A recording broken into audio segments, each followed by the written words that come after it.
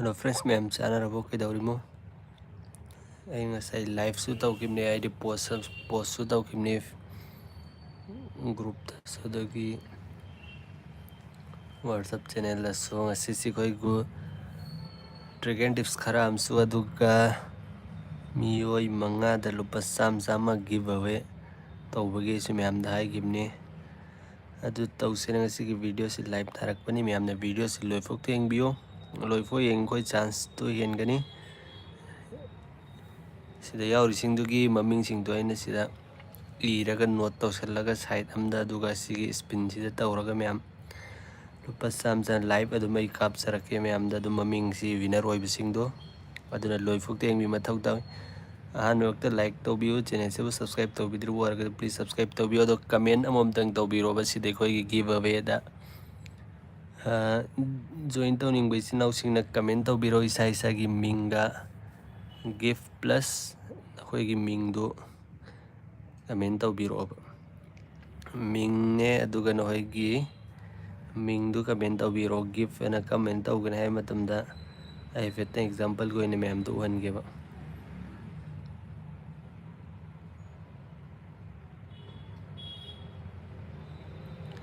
gift plus ana nakhoi mingdu sumana nakhoi na dum ibiro oba sumana aduga send tawbiro comment da aduga adugi mingdo aina pick tawrani aduga sida ma'am dai lupa sama kapsakeba mioi mangada lucky draw tawjeba ma'am do ahanbadi koi phone gi trigger tips khara ama share tawminraga aduga khangminaseba tuna yarim koi engbiribisi naw punna mana last fokta engbiyo last fo engba mioi singidi chance to fangani mamingdo aina sida note sida iraga I ma'amda mamingsingdo ai pick tawjageba sida aduna comment tawbiro comment tawraktragadi ai mamingdo laukhatpa ngamoi ma'amna maming laukhatpa aurage hojikidi hana aduga hojiki maming khara amde pick tawrage ko sida haire isi gift Shashi Kumar haise ai mahaki maming sida izallage hojiki oina number 1 da ko ahanba brother gi maming laukhatlage lag engbiyo Shashi tuna loifokte engbiyo baisi naw ma'amna yauningmasing yauningdragadi kaisu kaide noi apambani yumnam mingam di laukhatkre ahanba Shashi Kumar yumnam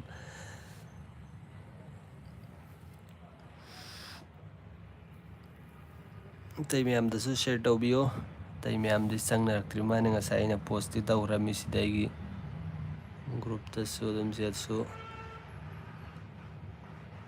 ma'am free oidrib jatla khangde sida mioi kharabudi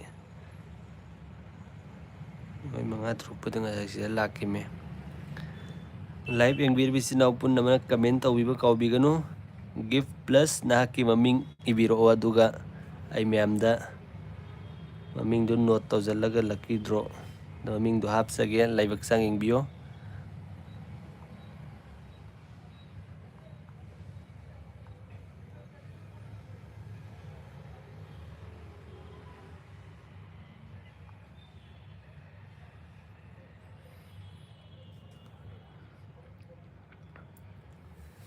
yam laibak sang engbiyo live si thokpi damphai engbiribisi naw punna mana dum loifokte engbiyo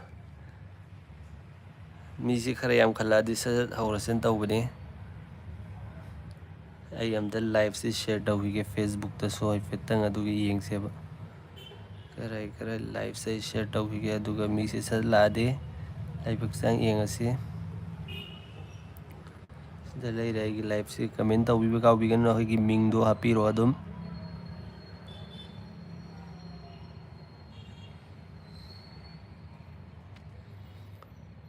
ming ibiyo engbiribisi naw punna magna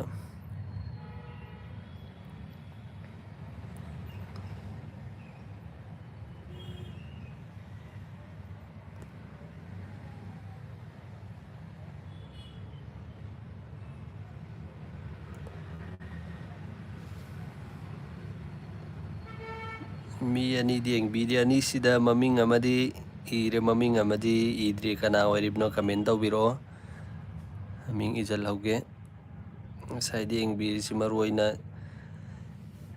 ꯌꯦꯡꯕꯤꯔꯤꯕ ꯏꯆꯤꯟ ꯏꯅꯥꯎꯁꯤꯡꯒꯤ ꯀꯥꯟꯅꯒꯅꯤ ꯂꯥꯁ ꯐꯥꯎꯗ ꯌꯦꯡꯕꯤꯕ ꯏꯆꯤꯟ ꯏꯅꯥꯎꯁꯤꯡꯒꯤ ꯑꯗꯨ ꯑꯩꯈꯣꯏꯒꯤ ꯐꯣꯟꯒꯤ trick and tips ꯈꯔꯁꯨ ꯈꯪꯃꯤꯟꯅꯁꯦ ꯑꯩꯈꯣꯏ ꯉꯁꯥꯏ ꯑꯩꯅ ꯚꯤꯗꯤꯑꯣꯗꯁꯨ ꯍꯥꯏꯈꯤ ꯑꯩꯈꯣꯏ ꯀꯤꯕꯣꯔꯗꯁꯤꯗ ꯀꯩꯒꯨꯝꯕ ꯅꯣꯏꯅ ꯇꯥꯏꯄꯤꯡ ꯇꯧꯅꯤꯡꯕ ꯇꯥꯔꯒꯗꯤ ꯁꯤꯒꯤ ꯃꯑꯣꯡꯗ ꯌꯦꯡꯉꯨ ꯁꯤꯗ ꯁꯨꯝꯕꯅꯤ ꯑꯩꯈꯣꯏꯅ ꯗꯥꯏꯔꯦꯛ ꯁꯤꯗ ꯁꯨꯝꯕꯅ ꯏꯅꯤꯡꯕ ꯇꯥꯔꯒꯗꯤ ꯀꯔꯝꯕꯅ ꯏꯒꯅꯤ ꯍꯥꯏꯕꯗꯣ ꯆꯥꯛ ꯈꯪꯁꯤ ꯁꯨꯝꯕꯅ ꯏꯔꯒ ꯑꯗꯨ ꯆꯥꯔꯕ ꯈꯪꯁꯤ ꯁꯨꯝꯕꯅ ꯏꯅꯤꯡꯕ ꯇꯥꯔꯗꯤ ꯁꯤ ꯀꯔꯝꯕꯅ ꯏꯒꯅꯤ ꯍꯥꯏꯕꯗꯣ ꯑꯩ ꯃꯌꯥꯝꯗꯁꯨ ꯁꯦꯌꯔ ꯇꯧꯖꯈ꯭ꯔꯦ ꯑꯗꯣ ꯍꯜꯂ ꯁꯤꯗꯁꯨ ꯍꯥꯏꯈꯤꯕ ꯁꯤꯒꯤ ꯇ꯭ꯔꯤꯛꯁꯦ ꯌꯨꯁ ꯇꯧꯕꯤꯌꯨ ꯑꯗꯨꯒꯤꯗꯃꯛꯇ ꯏꯆꯤꯟ ꯏꯅꯥꯎ ꯄꯨꯝꯅꯃꯛꯅ ꯁꯦꯠꯇꯤꯡꯁꯤ ꯆꯪꯉꯒ ꯁꯤꯒꯤ ꯑꯣꯞꯁꯟꯁꯤ ꯂꯥꯏꯠ ꯇꯥꯏꯄꯤꯡ ꯍꯥꯏꯔ ꯃꯥꯅ ꯃꯌꯥꯝꯁꯦ ꯀ꯭ꯂꯤꯛ ꯇꯧꯔꯒ ꯁꯤꯒꯤ ꯇꯣꯒꯜꯁꯤ ꯑꯣꯐ ꯂꯩꯔꯝꯕ ꯇꯥꯔꯒꯗꯤ ꯁꯤ ꯑꯣꯟ ꯇꯧꯕꯤꯌꯣꯕ ꯌꯦꯡꯕꯤꯔꯤꯕ ꯏꯆꯤꯟ ꯏꯅꯥꯎ ꯄꯨꯝꯅꯃꯛꯅ ꯁꯦꯌꯔ ꯇꯧꯕꯤꯌꯨ ꯂꯥꯏꯛꯁꯨ ꯇꯧꯕꯤꯔꯣ ꯑꯗꯨꯒ ꯃꯌꯥꯝꯗꯁꯨ ꯁꯦꯌꯔ ꯇꯧꯕꯤꯌꯨ ꯅꯣꯏꯒꯤ ꯐ꯭ꯔꯦꯟ ꯂꯩꯕ ꯇꯥꯔꯒꯗꯤ ꯐ꯭ꯔꯦꯟꯁꯤꯡꯗꯁꯨ ꯚꯤꯗꯤꯑꯣꯁꯤ ꯁꯦꯌꯔ ꯇꯧꯕꯤꯌꯨ ꯃꯈꯣꯏꯁꯨ ꯂꯥꯏꯕꯛ ꯆꯥ ꯌꯦꯡꯍꯟꯕꯤꯌꯨ ꯁꯤ ꯑꯃꯨꯛ ꯑꯣꯟ ꯇꯧꯔꯣ ꯑꯗꯨ ꯑꯣꯏꯔꯒꯗꯤ ꯅꯈꯣꯏꯅ ꯁꯨꯝꯕꯅ ꯑꯗꯨꯝ ꯇꯥꯏꯄꯤꯡ ꯇꯧꯕ ꯌꯥꯒꯅꯦꯕ ꯁꯨꯝꯅꯇꯪꯒꯤ ꯁꯨꯃꯥꯏꯅ ꯇꯧꯔꯒ ꯑꯗꯨꯝ ꯏꯅꯤꯡꯕꯗꯣ ꯌꯥꯝ ꯂꯥꯏꯅ ꯏꯕ ꯌꯥꯒꯅꯤ ꯁꯤ ꯇ꯭ꯔꯥꯏ ꯇꯧꯕꯤꯌꯨ ꯃꯌꯥꯝ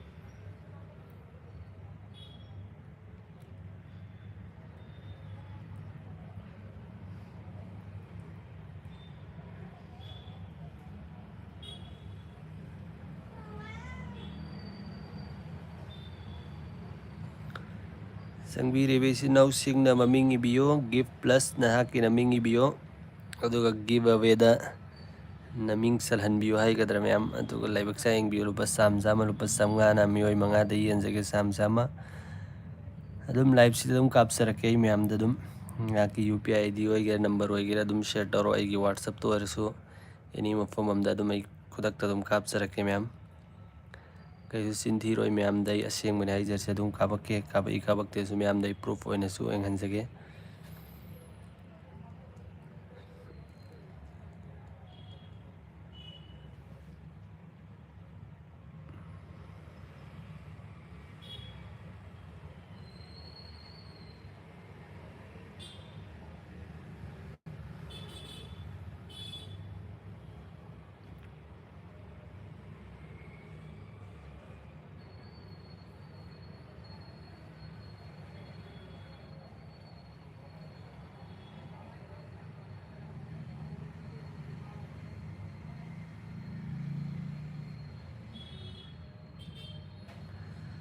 ꯆꯪꯕꯤꯔꯤꯕ ꯏꯆꯤꯟ ꯏꯅꯥꯎꯁꯤꯡꯅ ꯅꯁꯥꯛꯀꯤ ꯃꯃꯤꯡ ꯀꯃꯦꯟ ꯇꯧꯕꯤꯔꯛꯎ ꯑꯗꯨꯒ ꯁꯤꯗ ꯃꯃꯤꯡ ꯑꯩ ꯏꯖꯜꯍꯧꯒꯦ ꯑꯗꯨꯒ ꯍꯣꯔꯦꯟ ꯒꯤꯕ ꯑꯋꯦꯗ ꯂꯥꯏꯕꯛ ꯆꯥꯡ ꯌꯦꯡꯕꯤꯌꯨ ꯃꯌꯥꯝꯁꯤꯗ ꯆꯪꯅꯔꯛꯑꯗꯤ ꯃꯤꯑꯣꯏ 10ꯃꯨꯛꯇ ꯁꯨꯔꯗꯤ ꯑꯍꯥꯟꯕꯒꯤ ꯕꯦꯁꯁꯤ ꯏꯖꯜꯂꯒ ꯃꯃꯤꯡꯗꯨꯗ ꯇ꯭ꯔꯥꯏ ꯇꯧꯁꯟ ꯇꯧꯕꯅꯦ ꯑꯗꯨ ꯃꯤꯁꯤ ꯆꯪꯅꯔꯛꯇꯦ ꯑꯩꯗꯤ ꯉꯥꯏꯍꯥꯛ ꯏꯟꯐꯣꯔꯝꯗꯤ ꯇꯧꯈ꯭ꯔꯃꯤ ꯀꯔꯤ ꯃꯊꯦꯜ ꯆꯥꯔꯒꯦ ꯕ꯭ꯔꯣ ꯆꯥꯗ꯭ꯔꯤꯗ ꯆꯥꯛꯇꯤ ꯋꯥꯠꯂꯤ ꯕ꯭ꯔꯣꯗꯤ ꯆꯥꯔꯕꯣ ꯀꯩ ꯌꯦꯟꯁꯥꯡ ꯆꯥꯕꯅꯣ ꯕ꯭ꯔꯣ ꯍꯣꯏꯗꯤ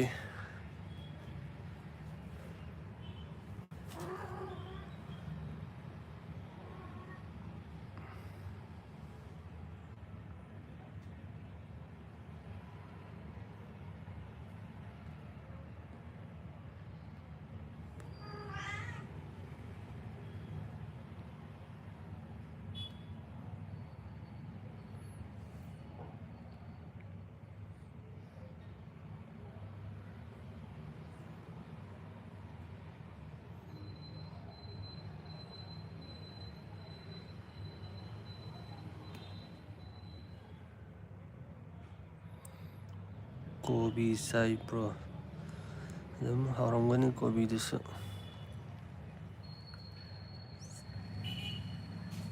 ꯅꯧꯅ ꯆꯪꯉꯛꯏꯕ ꯏꯆꯤꯟ ꯏꯅꯥꯎꯁꯤꯡ ꯃꯃꯤꯡ ꯏꯕꯤꯌꯨ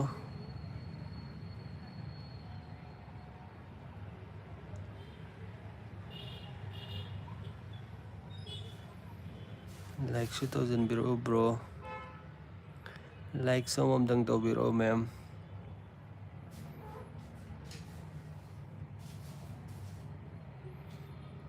ꯃꯤꯁꯦ ꯑꯃꯨꯛ ꯂꯥꯛꯏ ꯑꯃꯨꯛ ꯊꯣꯛꯏ ꯇꯧꯔ ꯂꯩꯔꯦ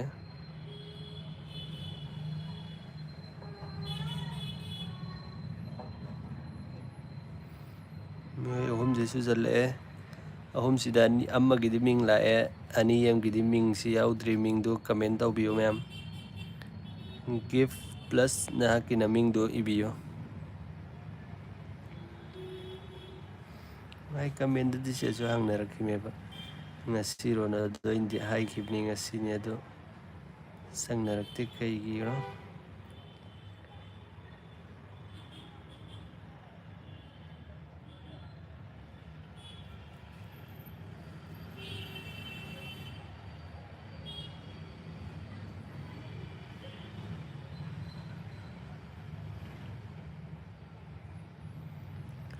Hello ma'am, sang biribe ma'am, welcome.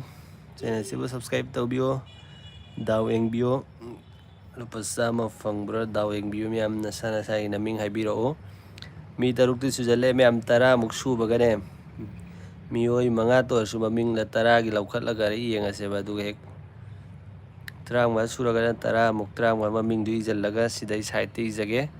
Aduga laibak sa engbiyo lupa sama.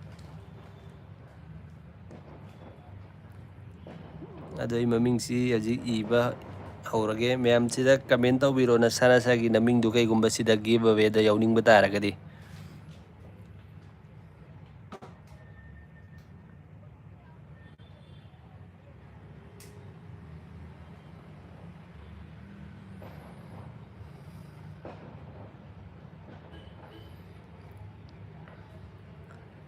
Naming si Sasi Kumar yung nam gay irage.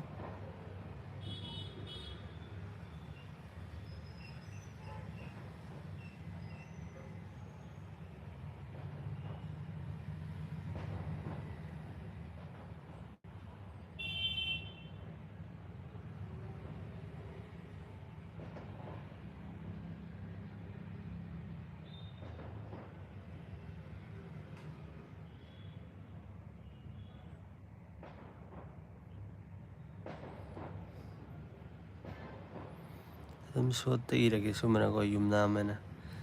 Naming save tawrage. Adu si save tawra thamage bagi si aduga tay ma'am sang narakpada dum maming ijanjage. Ma'am live king biribisi daw pud naman waktu like to biro aduga na sana sagi naming do plus na hagi naming ibiyo gift plus na sagi naming ibiro sa aduga live si sida yawbiyo ma'am na giveaway si try to biyo.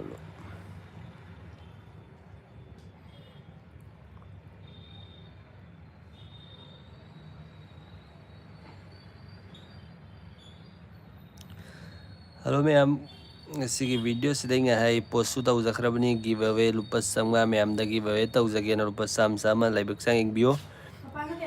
Laibak sang ing bio.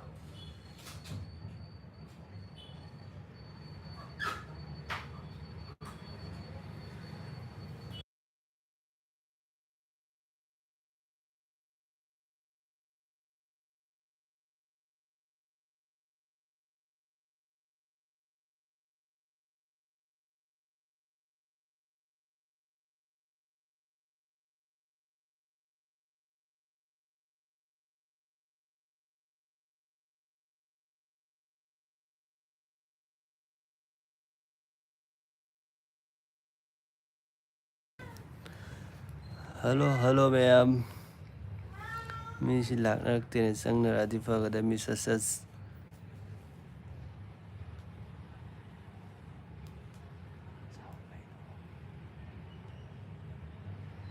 Hello ma'am sang biribe ma'am na sana sagi naming doy biro aduga giveaway da naming salhan biyo laibak sang ing biyo. Sida maming kara laukat pa ure. Mioi mari ing biri mioi mari si sasas na sana sagi naming hay biro. Aduga ko giveaway sa haura seba ma'am. Ma'am sa dum sang iya mukthoi lupa sama sina dum kay gumba kwam ta sa sawa ko na ni ma'am. Laibak sang ing biyo sum. Ma'am gida magta duga matang asaw basoy ma'am gida magta. Try tawjarke ngamnaba. Nung sige di lupa sama ma'am da giveaway tawjage ba. Maming si Sasi Kumar yung nam gi maming ay sida izare. Adu sida yung biribisin na mari yamdi watli ko maming si adu na sana sagi maming du comment biro please. Yawning batara kadi giveaway sida adu ka kay gumba kharam si ko gi phone sige trick and tips. So khangmi na si Mioi marisi nipan suzalake yam fay nipan maksi yawningba taragadi sasa mamingdo comment tawbiro giveaway da lupa ay ngasay so haijakrabni miyam sidasu post tawjakrabni lupa samnga ay giveaway tawjagena sida miyam su oreko miyam si yawningba taragadi miyam na comment nasa nasagi mingdo comment tawbiro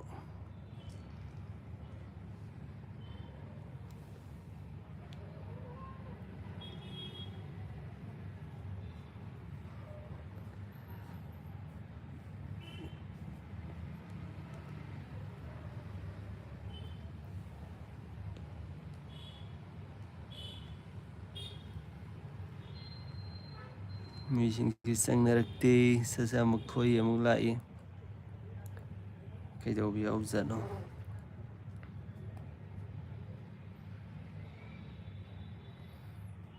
ꯀꯩ ꯎꯄꯥꯏ ꯂꯩ ꯑꯌꯥꯎꯕ ꯑꯃꯅꯤ ꯇꯧꯔꯁꯨ ꯇꯧꯔꯦ ꯌꯦꯡ ꯇꯥꯃꯤ ꯑꯐꯪꯕꯅ ꯐꯪꯖꯈ꯭ꯔꯖꯅꯤ ꯑꯗꯨꯒ ꯑꯩ ꯄꯣꯁꯁꯨ ꯇꯧꯔꯛꯀꯅꯤ ꯒꯤꯚꯑꯋꯦꯗ ꯐꯪꯈꯤꯕꯗꯣ ꯒ꯭ꯔꯨꯞꯁꯤꯡꯗꯁꯨ ꯁꯤꯌꯔ ꯇꯧꯔꯛꯀꯦ ꯌꯥꯗ꯭ꯔꯒꯗꯤ ꯃꯃꯤꯡ ꯑꯃꯁꯨ ꯅꯣꯠ ꯇꯧꯔꯒꯦ ꯑꯃꯁꯨ ꯀꯃꯦꯟ ꯇꯧꯔꯛꯏ ꯃꯃꯤꯡ ꯀꯃꯦꯟ ꯇꯧꯔꯛꯄꯁꯦ ꯑꯩꯁꯦ ꯅꯣꯠ ꯇꯧꯁꯜꯂꯒꯦ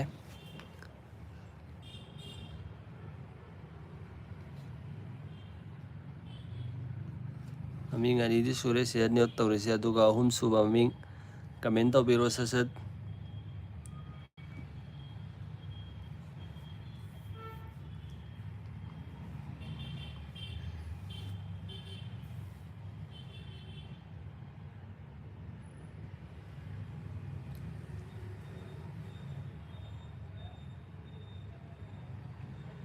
ꯃꯌꯥꯝ ꯀꯃꯦꯟ ꯇꯧꯕꯤꯔꯛꯑꯣ ꯅꯁꯥ ꯅꯁꯥꯒꯤ ꯅꯃꯤꯡꯗꯨ ꯒꯤꯚꯑꯋꯦꯗ ꯌꯥꯎꯅꯤꯡꯕ ꯇꯥꯔꯒꯗꯤ ꯑꯩ ꯔꯦꯗꯤꯗ ꯂꯩꯔꯕꯅꯤ ꯁꯠ ꯁꯠ ꯇꯧꯅꯉꯥꯏ ꯒꯤꯚꯑꯋꯦꯗꯨ ꯃꯌꯥꯝ ꯑꯩ ꯁꯤ ꯉꯁꯤꯒꯤ ꯚꯤꯗꯤꯑꯣꯁꯤꯗ ꯑꯩꯒꯤ ꯐꯣꯟꯒꯤ ꯇ꯭ꯔꯤꯛ ꯑꯦꯟ ꯇꯤꯞꯁ ꯈꯔ ꯑꯃꯁꯨ ꯑꯩ ꯃꯌꯥꯝꯗ ꯁꯦꯌꯔ ꯇꯧꯖꯒꯦꯅ ꯍꯥꯏꯖꯈ꯭ꯔꯦ ꯑꯗꯨꯒ ꯂꯨꯄꯥ 500 ꯒꯤꯚꯑꯋꯦ ꯇꯧꯒꯅꯦꯅ ꯑꯩꯅ ꯃꯌꯥꯝꯗ ꯍꯥꯏꯈꯤꯕꯗꯣ ꯉꯁꯤꯒꯤ ꯚꯤꯗꯤꯑꯣꯁꯤꯗ ꯑꯗꯨꯅꯤ ꯃꯌꯥꯝ ꯉꯁꯤꯒꯤ ꯚꯤꯗꯤꯑꯣꯁꯤ ꯂꯨꯄꯥ 500 ꯒꯤꯚꯑꯋꯦ ꯇꯧꯒꯦ ꯍꯥꯏꯈꯤꯕꯗꯣ ꯃꯌꯥꯝ ꯁꯤꯗꯁꯨ ꯑꯗꯨꯝ ꯊꯝꯅꯦꯜꯗꯁꯨ ꯌꯦꯡꯕꯤꯌꯨ ꯁꯤꯀ꯭ꯔꯦꯠ ꯇ꯭ꯔꯤꯛ ꯑꯦꯟ ꯇꯤꯞꯁ ꯈꯔ ꯑꯃꯁꯨ ꯑꯗꯨꯒ ꯂꯨꯄꯥ 500 ꯒꯤꯚꯑꯋꯦ ꯇꯧꯒꯅꯤ 500ꯁꯤ ꯆꯥꯝꯃ ꯃꯤꯑꯣꯏ ꯑꯃꯗ ꯂꯨꯄꯥ ꯆꯥꯝꯃ ꯑꯗꯨꯒꯤ ꯃꯃꯤꯡꯗꯣ ꯑꯩꯅ ꯂꯧꯈꯠꯂꯒ ꯁꯤꯗꯒꯤ ꯅꯣꯠ ꯇꯧꯁꯜꯂꯒ ꯃꯌꯥꯝꯗ ꯁꯨꯝ ꯀꯩꯒꯨꯝꯕ ꯈꯔ ꯀ꯭ꯋꯥ ꯑꯝꯇꯁꯨ ꯆꯥꯅꯉꯦꯅ ꯃꯌꯥꯝꯗ ꯁꯦꯌꯔ ꯇꯧꯖꯕꯅꯤ ꯋꯥꯔꯧꯕꯤꯔꯣꯏ ꯁꯨꯝ ꯑꯩꯒꯤ ꯚꯤꯚꯔꯁ ꯃꯌꯥꯝꯗ ꯑꯗꯨꯅ ꯇ꯭ꯔꯥꯏ ꯇꯧꯕꯤꯌꯨ ꯅꯁꯥ ꯅꯁꯥꯒꯤ ꯅꯃꯤꯡꯗꯨ ꯀꯃꯦꯟꯗ ꯒꯤꯐ ꯄ꯭ꯂꯁ ꯅꯁꯥꯒꯤ ꯅꯃꯤꯡꯗꯨ ꯏꯕꯤꯔꯛꯑꯣ ꯑꯗꯨ ꯑꯩꯁꯦ ꯅꯣꯠ ꯇꯧꯖꯟꯖꯒꯦ ꯑꯗꯨꯒ ꯂꯛꯀꯤ ꯗ꯭ꯔꯣꯗ ꯅꯃꯤꯡꯗꯨ ꯁꯤꯗ ꯍꯥꯞꯄꯒ ꯇ꯭ꯔꯥꯏ ꯇꯧꯕꯤꯌꯣꯕ ꯌꯦꯡꯕꯤꯌꯣꯕ ꯂꯥꯏꯕꯛ ꯆꯪ ꯅꯁꯥ ꯅꯁꯥꯒꯤ ꯅꯃꯤꯡꯗꯨ ꯍꯥꯏꯕꯤꯔꯛꯑꯣ ꯅꯃꯤꯡ ꯍꯥꯏꯔꯛꯇ꯭ꯔꯤꯐꯥꯎ ꯑꯩ ꯁꯤꯗ ꯀꯃꯦꯟꯗ ꯅꯁꯥꯅ ꯒꯤꯐ ꯄ꯭ꯂꯁ ꯅꯃꯤꯡ ꯏꯕꯤꯔꯛꯑꯣꯕ ꯃꯌꯥꯝꯅ ꯑꯗꯨ ꯑꯩ ꯅꯃꯤꯡꯗꯨ ꯃꯤꯡꯗꯨ ꯂꯧꯈꯠꯂ ꯁꯤꯗ ꯏꯖꯒꯦ ꯇꯣꯝꯕ ꯃꯩꯇꯩ ꯍꯥꯏꯔ ꯃꯥꯅꯦ ꯕ꯭ꯔꯣ ꯅꯍꯥꯛꯀꯤ ꯅꯃꯤꯡꯁꯨ ꯀꯃꯦꯟ ꯇꯧꯕꯤꯔꯛꯑꯣ ꯌꯥꯔꯒꯗꯤ ꯑꯩ ꯁꯤꯗ ꯅꯃꯤꯡ ꯂꯧꯈꯠꯆꯒꯦ ꯋꯥꯔꯧꯕꯤꯔꯣꯏ ꯑꯗꯨꯒ ꯅꯣꯏꯒꯤ ꯐ꯭ꯔꯦꯟ ꯁꯔꯀꯜꯗꯁꯨ ꯁꯦꯌꯔ ꯇꯧꯕꯤꯌꯨ ꯚꯤꯗꯤꯑꯣꯁꯤ ꯌꯥꯔꯤꯃꯈꯣꯏ ꯂꯥꯏꯛ ꯇꯧꯕꯤꯌꯨ ꯁꯕꯁꯀ꯭ꯔꯥꯏꯕ ꯇꯧꯕꯤꯌꯨ ꯆꯦꯅꯦꯜꯁꯤꯕꯨ ꯌꯦꯡꯕꯤꯔꯤꯕ ꯏꯆꯤꯟ ꯏꯅꯥꯎ ꯄꯨꯝꯅꯃꯛꯅ ꯃꯤꯑꯣꯏ 5-10ꯇ ꯁꯨꯔꯗꯤ ꯃꯃꯤꯡꯁꯤ ꯒꯤꯚꯑꯋꯦꯁꯦ ꯍꯧꯔꯁꯤꯅ ꯇꯧꯕꯅꯤ ꯕ꯭ꯔꯗꯔ ꯇꯣꯝꯕ ꯃꯩꯇꯩ ꯃꯔꯝ ꯍꯥꯏꯖꯈ꯭ꯔꯦ ꯉꯁꯤꯒꯤ ꯚꯤꯗꯤꯑꯣꯁꯤꯗ ꯇ꯭ꯔꯤꯛ ꯑꯦꯟ ꯇꯤꯞꯁ ꯈꯔ ꯑꯃꯁꯨꯡ ꯁꯤꯒꯤ ꯂꯨꯄꯥ ꯆꯥꯝꯃ ꯃꯤꯑꯣꯏ 5ꯗ ꯒꯤꯚꯑꯋꯦ ꯇꯧꯖꯒꯅꯤ ꯃꯌꯥꯝ ꯃꯤꯡ ꯏꯕꯤꯌꯣ ꯒꯤꯚꯑꯋꯦ ꯌꯥꯎꯅꯤꯡꯕꯁꯤꯡꯗꯨ ꯃꯌꯥꯝꯅ ꯒꯤꯐ ꯄ꯭ꯂꯁ ꯃꯤꯡ ꯏꯕꯤꯌꯣ ꯑꯗꯨꯒ ꯂꯥꯏꯕꯛ ꯆꯥꯡ ꯌꯦꯡꯕꯤꯌꯣꯕ ꯅꯁꯥꯒꯤ ꯅꯃꯤꯡꯗꯨ ꯀꯃꯦꯟꯗ ꯏꯕꯤꯌꯣ ꯑꯩ ꯀꯃꯦꯟ ꯏꯒꯅꯤ ꯍꯥꯏꯕꯗꯨꯁꯨ ꯑꯩ ꯍꯥꯏꯐꯦꯠꯇꯪ ꯃꯌꯥꯝꯗ ꯈꯪꯍꯟꯖꯒꯦ ꯁꯤꯗ ꯑꯩ ꯋꯥꯠꯁꯑꯞꯁꯦ ꯆꯪꯒꯦ ꯑꯗꯨ ꯒ꯭ꯔꯨꯞꯁꯦ ꯆꯪꯉꯒ ꯑꯣꯏꯔꯁꯨ ꯁꯤꯗ ꯆꯪꯒꯦ ꯑꯗꯨꯒ ꯁꯨꯝꯅ ꯒꯤꯐ ꯄ꯭ꯂꯁ ꯏꯒꯦꯁꯨ ꯌꯥꯔꯦ ꯏꯔꯣꯏ ꯍꯥꯏꯔꯒꯅ ꯅꯍꯥꯛꯀꯤ ꯅꯃꯤꯡꯗꯣ ꯑꯗꯨꯝ ꯁꯨꯃꯥꯏꯅ ꯀꯤꯡ ꯑꯅ ꯁꯨꯃꯥꯏꯅ ꯏꯔꯒ ꯀꯃꯦꯟ ꯇꯧꯕꯤꯔꯛꯑꯣꯕ ꯁꯤꯗ ꯏꯔꯤꯕ ꯃꯌꯥꯝ ꯁꯨꯃꯥꯏꯅ ꯑꯗꯨꯒ ꯂꯥꯏꯕꯛ ꯆꯥꯡ ꯌꯦꯡꯕꯤꯌꯣ ꯒꯤꯚꯑꯋꯦꯗ ꯃꯌꯥꯝ ꯇ꯭ꯔꯥꯏ ꯇꯧꯕꯤꯌꯣꯕ ꯃꯌꯥꯝꯁꯨ ꯌꯦꯡꯕꯤꯌꯣ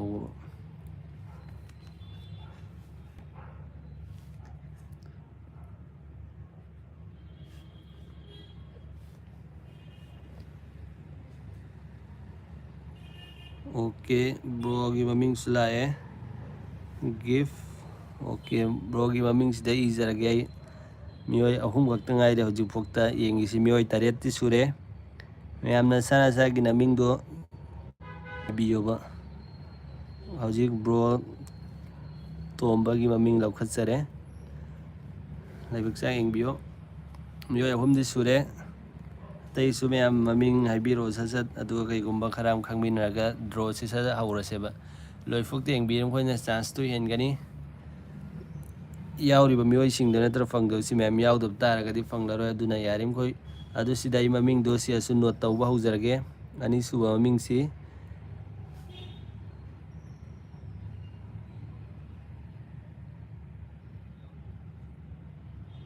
ꯑꯗꯨꯒ ꯑꯍꯨꯝꯁꯨꯕ ꯃꯃꯤꯡꯁꯤꯅ ꯑꯩꯈꯣꯏꯒꯤ ꯇꯣꯝꯕ ꯕ꯭ꯔꯣꯒꯤꯅꯤ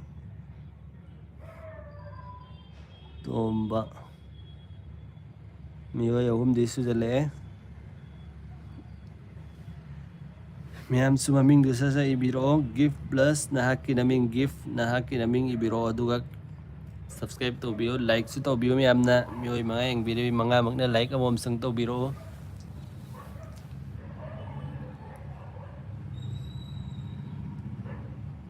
ꯂꯥꯏꯛ ꯇꯧꯕꯤꯔꯣ ꯃꯤꯑꯣꯏ 8 ꯁꯨꯔꯦ 8 ꯃꯛ ꯃꯃꯤꯡ ꯅꯁꯥꯒꯤꯁꯦ ꯍꯥꯏꯕꯤꯔꯛꯑꯣ ꯁꯤꯗ ꯑꯗꯨꯒ ꯂꯛꯀꯤ ꯗ꯭ꯔꯣ ꯁꯤꯗ ꯂꯨꯄꯥ ꯆꯥꯝꯃ ꯇ꯭ꯔꯥꯏ ꯇꯧꯕꯤꯌꯣ ꯌꯦꯡꯕꯤꯌꯣ ꯃꯊꯪꯗꯤ ꯃꯌꯥꯝ ꯈꯤꯇꯪ ꯆꯥꯎꯕ ꯑꯣꯏꯅ ꯇꯧꯁꯤ ꯔꯤꯆꯥꯔꯖꯀꯨꯝꯕ ꯂꯛꯀꯤ ꯗ꯭ꯔꯣ ꯑꯗꯨꯃꯥꯏꯅ ꯇꯧꯁꯤ ꯉꯁꯤꯒꯤꯗꯤ ꯂꯨꯄꯥ ꯆꯥꯝꯃꯁꯤ ꯑꯣꯏꯅ ꯌꯦꯡꯉꯁꯤ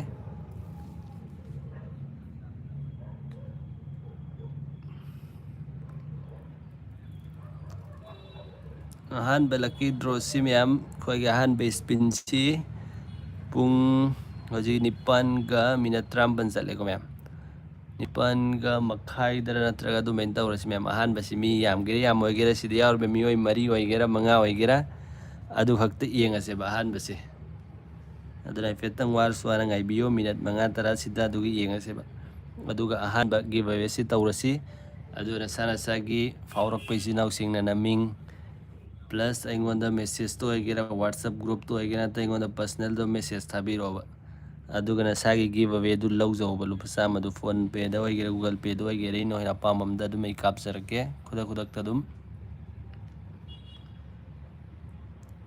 ꯃꯤꯑꯣꯏ 8ꯇꯤ ꯁꯨꯔꯦ ꯃꯌꯥꯝ ꯁꯣꯍꯦꯜ ꯑꯛꯇꯔ ꯚꯥꯏ ꯂꯥꯏꯚꯁꯤ ꯌꯥꯎꯅꯤꯡꯕ ꯍꯥꯏꯗꯤ ꯒꯤꯞ ꯑꯋꯦꯁꯤ ꯌꯥꯎꯅꯤꯡꯕ ꯇꯥꯔꯒꯗꯤ ꯒꯤꯐ ꯅꯍꯥꯛꯀꯤ ꯅꯃꯤꯡꯗꯨ ꯏꯕꯤꯔꯛꯑꯣ ꯒꯤꯐ ꯍꯥꯏꯅ ꯑꯗꯨꯒ ꯅꯍꯥꯛꯀꯤ ꯅꯃꯤꯡꯗꯨ ꯏꯕꯤꯌꯨ ꯄ꯭ꯂꯤꯖ ꯌꯥꯎꯅꯤꯡꯕ ꯇꯥꯔꯒꯗꯤ ꯂꯥꯏꯚꯁꯤ ꯁꯦꯌꯔ ꯇꯧꯕꯤꯌꯨ ꯃꯌꯥꯝꯗꯁꯨ ꯑꯗꯨꯒ ꯂꯥꯏꯛꯁꯨ ꯇꯧꯕꯤꯕ ꯀꯥꯎꯕꯤꯒꯅꯨ ꯌꯥꯎꯕꯤꯔꯤꯕ ꯏꯆꯤꯟ ꯏꯅꯥꯎ ꯄꯨꯝꯅꯃꯛꯅ ꯑꯗꯨꯒ ꯇ꯭ꯔꯤꯛ ꯑꯦꯟ ꯇꯤꯞꯁ ꯈꯔ ꯑꯃꯁꯨ ꯑꯩꯈꯣꯏ ꯈꯪꯃꯤꯟꯅꯁꯤ ꯌꯥꯔꯒꯗꯤ ꯈꯪꯗꯕ ꯑꯣꯏꯔꯒꯁꯨ ꯈꯪꯅꯤꯡꯗꯕ ꯇꯥꯔꯒꯁꯨ ꯁꯣꯍꯦꯜ ꯒꯤꯐ ꯃꯤꯑꯣꯏ 4ꯗꯤ ꯁꯨꯖꯜꯂꯛꯑꯦ ꯌꯥꯝ ꯐꯔꯦ ꯁꯣꯍꯦꯜ ꯚꯥꯏꯒꯤ ꯃꯃꯤꯡ ꯑꯃ ꯏꯔꯒꯦ ꯁꯣꯍꯦꯜ ꯕ꯭ꯔꯣꯒꯤ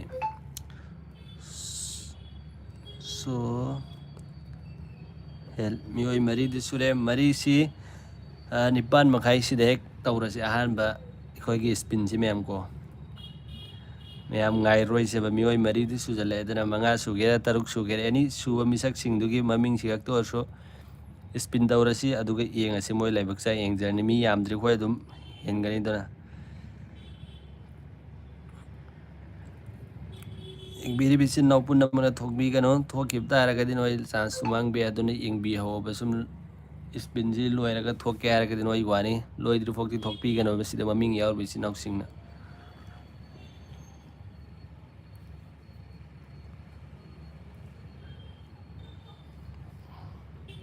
ꯑꯍꯥꯟꯕ ꯁ꯭ꯄꯤꯟꯁꯤ ꯃꯤꯅꯠ ꯌꯥꯝꯗ꯭ꯔꯦ ꯃꯌꯥꯝ 9:30 ꯇꯧꯔꯁꯤ ꯑꯩ ꯁꯤꯗ ꯅꯣꯠ ꯇꯧꯖꯟꯒꯦ 9:30 ꯑꯗꯨꯒ ꯂꯥꯏꯕꯛ ꯆꯥꯡ ꯌꯦꯡꯉꯁꯦꯕ ꯀꯅꯥ ꯀꯅꯥ ꯐꯥꯎꯒꯦ ꯍꯥꯏꯕꯗꯣ ꯑꯍꯥꯟꯕ ꯁ꯭ꯄꯤꯟꯁꯤꯗ ꯃꯤꯑꯣꯏ ꯑꯃꯗꯨ ꯀꯅꯥ ꯑꯣꯏꯒꯦ ꯍꯥꯏꯕꯗꯣ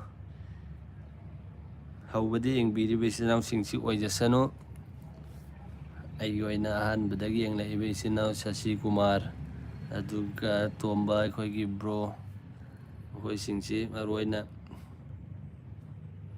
ꯂꯛꯀꯤ ꯑꯣꯏꯕ ꯑꯣꯏꯁꯅꯨ ꯌꯥꯝꯗ꯭ꯔꯦ ꯃꯤꯅꯠ 8-9ꯇ ꯉꯥꯏꯔꯦ ꯃꯌꯥꯝ ꯑꯗꯨ ꯐꯥꯎꯇꯪ ꯌꯦꯡꯕꯤꯌꯨ ꯃꯌꯥꯝꯁꯨ ꯆꯪꯉꯛꯈꯤꯁꯅꯨ ꯍꯥꯏꯐꯦꯠꯇ ꯃꯣꯏ ꯕꯤꯖꯤ ꯑꯣꯏꯅꯔꯤꯕ ꯖꯥꯠꯂꯥ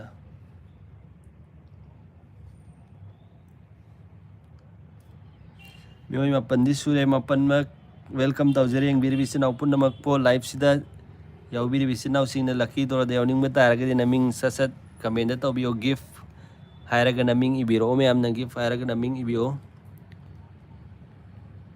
ꯌꯥꯎꯕꯤꯅꯤꯡꯕ ꯏꯆꯤꯟ ꯏꯅꯥꯎ ꯄꯨꯟꯅꯕꯅ ꯒꯤꯐ ꯍꯥꯏꯔꯒ ꯅꯃꯤꯡꯗꯨ ꯏꯕꯤꯌꯣꯕ ꯁꯤꯗ, ꯑꯗꯨꯒ ꯑꯩ ꯅꯣꯠ ꯇꯧꯖꯒꯦ, ꯑꯗꯨꯒ ꯂꯛꯀꯤ ꯗ꯭ꯔꯣ 9:30ꯗ ꯑꯍꯥꯟꯕ ꯂꯛꯀꯤ ꯗ꯭ꯔꯣꯁꯤ ꯁ꯭ꯄꯤꯟ ꯇꯧꯖꯒꯅꯤ. ꯃꯌꯥꯝꯅ ꯑꯗꯨꯐꯥꯎꯇ ꯌꯦꯡꯕꯤꯌꯨ. ꯂꯥꯏꯛ ꯀꯃꯦꯟ ꯇꯧꯕꯤꯕ ꯀꯥꯎꯕꯤꯒꯅꯨ ꯃꯌꯥꯝ. ꯂꯛꯀꯤ ꯗ꯭ꯔꯣꯗ ꯌꯥꯎꯅꯤꯡꯕ ꯏꯆꯤꯟ ꯏꯅꯥꯎꯁꯤꯡ ꯅꯃꯤꯡ ꯍꯥꯏꯕꯤꯌꯨ, ꯒꯤꯐ ꯏꯔꯒ ꯅꯃꯤꯡ ꯏꯕꯤꯌꯨ.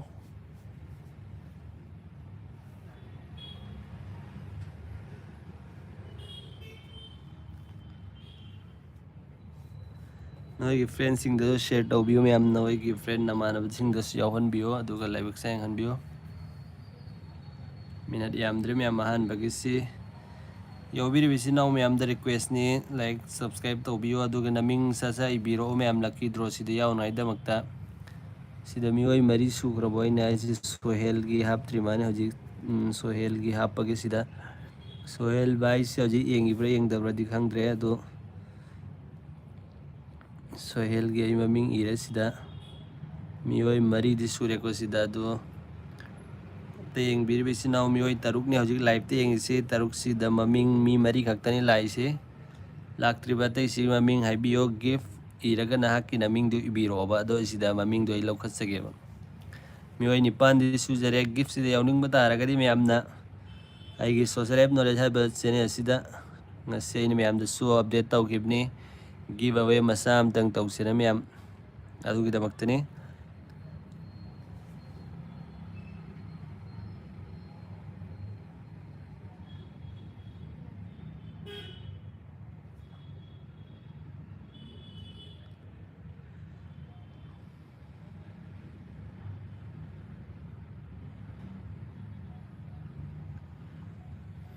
ꯌꯥꯝꯗ꯭ꯔꯦ ꯃꯌꯥꯝ, ꯃꯤꯅꯠ 5-6ꯇ ꯉꯥꯏꯔꯦ ꯑꯍꯥꯟꯕ ꯁ꯭ꯄꯤꯟꯁꯤ ꯇꯧꯅꯉꯥꯏꯗꯃꯛꯇ.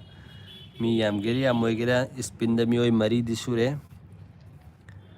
4ꯁꯤꯗ 4 ꯈꯛꯇ ꯑꯣꯏꯔꯁꯨ ꯎꯪꯉꯒ ꯌꯦꯡꯉꯁꯦꯕ ꯑꯩꯈꯣꯏ ꯁ꯭ꯄꯤꯟ ꯇꯧꯔꯒ. ꯑꯇꯩꯁꯤ ꯃꯤꯑꯣꯏ 6ꯇꯤ ꯌꯦꯡꯉꯤ ꯍꯧꯖꯤꯛ ꯍꯧꯖꯤꯛ. ꯑꯗꯨ 6ꯁꯤꯗ ꯃꯃꯤꯡꯗꯤ ꯑꯝꯇ ꯏꯈꯠꯅꯔꯛꯇꯦ. ꯃꯌꯥꯝꯅ ꯃꯃꯤꯡ ꯏꯕꯤꯌꯅꯤꯡꯕ ꯇꯥꯔꯒꯗꯤ ꯒꯤꯐ ꯍꯥꯏꯔꯒ ꯅꯁꯥꯒꯤ ꯅꯃꯤꯡ ꯏꯕꯤꯔꯛꯎ, ꯑꯗꯨꯒ ꯂꯛꯀꯤ ꯗ꯭ꯔꯣꯁꯤꯗ ꯂꯥꯏꯕꯛ ꯆꯥꯡ ꯌꯦꯡꯕꯤꯌꯨ ꯃꯌꯥꯝ.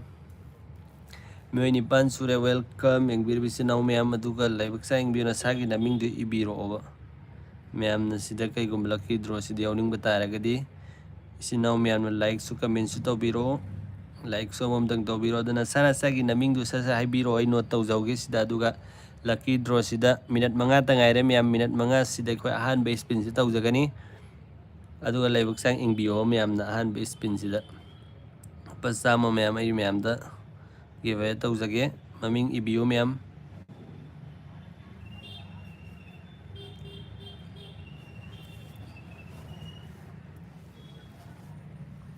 ꯇꯣꯝꯕ ꯕ꯭ꯔꯣꯒꯤ ꯃꯃꯤꯡ ꯂꯧꯈꯠꯆꯈ꯭ꯔꯦ. ꯑꯇꯩ ꯁꯤꯗ ꯌꯦꯡꯕꯤꯔꯤꯕ ꯃꯤꯑꯣꯏ 6ꯁꯤꯗ ꯃꯃꯤꯡ ꯌꯥꯎꯗ꯭ꯔꯤꯕ ꯏꯆꯤꯟ ꯏꯅꯥꯎꯁꯤꯡꯅ ꯃꯃꯤꯡꯗꯣ ꯁꯤꯗ ꯃꯦꯁꯦꯖꯇ ꯏꯕꯤꯔꯛꯑꯣ ꯃꯌꯥꯝ. ꯀꯃꯦꯟ ꯇꯧꯕꯤꯔꯛꯑꯣ. ꯀꯃꯦꯟ ꯇꯧꯗ꯭ꯔꯒꯗꯤ ꯃꯌꯥꯝ ꯃꯃꯤꯡꯗꯣ ꯑꯩ ꯂꯧꯈꯠꯆꯔꯣꯏ. ꯁꯤꯗ ꯀꯃꯦꯟꯗ ꯍꯥꯏꯕꯤꯔꯛꯑꯣꯕ ꯅꯁꯥꯒꯤ ꯅꯃꯤꯡꯗꯣ. ꯍꯧꯖꯤꯛ ꯃꯤꯅꯠ 5ꯇ ꯉꯥꯏꯔꯦ ꯃꯌꯥꯝ. ꯑꯍꯥꯟꯕ ꯂꯛꯀꯤ ꯗ꯭ꯔꯣꯁꯤ ꯇꯧꯅꯉꯥꯏꯗꯃꯛꯇ ꯁꯨꯞꯅꯇꯪꯒꯤ ꯃꯤꯑꯣꯏ 4 ꯈꯛꯇꯅꯤ. ꯂꯥꯏꯚꯁꯤꯗ ꯃꯤꯑꯣꯏ 9ꯗꯤ ꯌꯦꯡꯉꯤ ꯃꯌꯥꯝ. ꯅꯁꯥꯒꯤ ꯅꯃꯤꯡꯗꯣ ꯍꯥꯏꯕꯤꯔꯛꯑꯣ ꯃꯌꯥꯝ.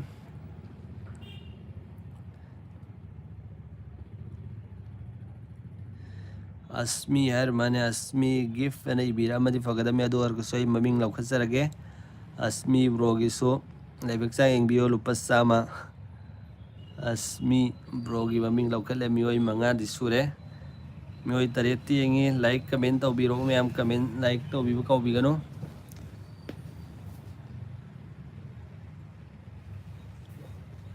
ꯌꯥꯝꯗ꯭ꯔꯦ, ꯃꯤꯅꯠ 4ꯇ ꯉꯥꯏꯔꯦ ꯃꯌꯥꯝ. ꯂꯛꯀꯤ ꯗ꯭ꯔꯣ ꯑꯍꯥꯟꯕ ꯍꯧꯒꯗꯕꯁꯤ ꯂꯥꯏꯕꯛ ꯆꯥꯡ ꯌꯦꯡꯕꯤꯌꯣ.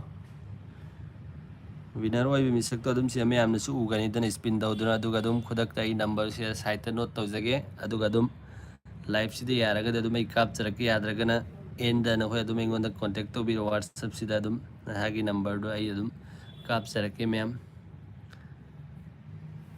ꯌꯦꯡꯕꯤꯔꯤꯕ ꯏꯆꯤꯟ ꯏꯅꯥꯎ ꯄꯨꯝꯅꯃꯛ ꯅꯁꯥꯒꯤ ꯅꯃꯤꯡ ꯏꯕꯤꯌꯨ, ꯒꯤꯐ ꯍꯥꯏꯔꯒ ꯅꯁꯥꯒꯤ ꯅꯃꯤꯡꯗꯨ ꯏꯕꯤꯔꯛꯎ. ꯂꯛꯀꯤ ꯗ꯭ꯔꯣꯁꯤꯗ ꯂꯥꯏꯕꯛ ꯆꯥꯡ ꯌꯦꯡꯕꯤꯌꯨ ꯃꯌꯥꯝ.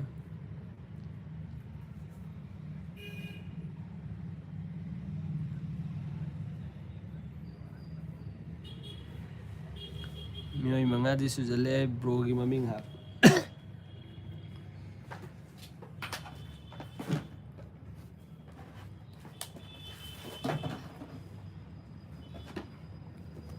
Asmi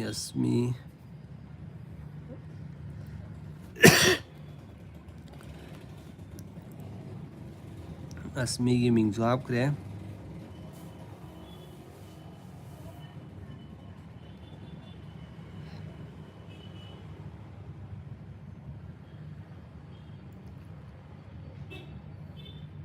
Mioi ama ani ahum mari manga mi manga di sure. Atay yawningba isinawsingna minute ani ta ngaire sasa naming do haibiro. Sida nang haudragasu matungi ani suba lucky draw da try tawbiyo miyam. Hojikidi mi manga di sujare nipan sida isinaw miyamna sasa naming do note tawhanbirahu. Minute ani ta ngaire nipan makhayda ahanba spin tawjagani miyam. Aduna sagi naming do yawhanangaydamakta sasa comment tawbiro miyam. Minute ani ta ngaire miyam nengbir bisinaw punnamakta request ni nasagi naming do comment tawbiyo give plus na haki naming do. Give plus na haki naming do sa comment tawbiyo mioi taret engbir bisinaw miyamna comment sa mamdang tawbiro like comment tawbiyo. Lucky do da yaur bisinaw sing na maru na live si engbiyo. Lucky do loy defokti miyam. Nakoi winner oi kib do khangau roi da makta miyam. Kai gumba nakoi na thokib daragadi amang nungai tiduna bera kani miyam. Bro WhatsApp your WhatsApp number amata. Aigi sida channel sida dum yaubni miyam. Aigi sida I WhatsApp number do I hanjage sida sa dum ubni. WhatsApp sida nakoi na dum lucky draw da faurok pagane. Noi na ngon dum contact to ning butaraga so dum number sida mai sida live se so comment da so dum number do share dawr ona tragana. Aigi channel do hanjage ba aigi number do aina sida update tawra thammabni miyam. Sida yaurabne miyam sida yung sida aina number do pira thammabni noina sida aigi account punna maksu. Adu sida dum contact to biyagani. Adu mioi taret ti sure sida yawning ba isinaw miyam na sa comment to biro. Live sida minute am khakta ngaire miyam. Do ahan ba giveaway si haunay da makta minute am khakta ngaire sumnagi. Adu mioi manga si waina live aksa engasi. Minute am khakta ngaire second khara ta ngaire mani miyam adu ahan ba live aksa si engasi.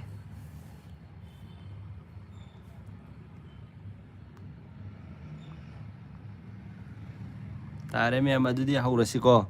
Ahan ba sida maming se ahan ba thong khige ahan ba Sasi Kumar yumnam hairi aduga ek amana ba Sali Saha hai mane aduga hum subasina ba Tomba aduga mari subasina Sohel aduga manga subasina Asmi hairi adu di haurasi ko miyam laibak sang engasi ai sida nammage miyam sadum uramgani uigo adu ai sida engage spin tawrage sida miyam yengo ahan ba si kanana laibak sang yengo.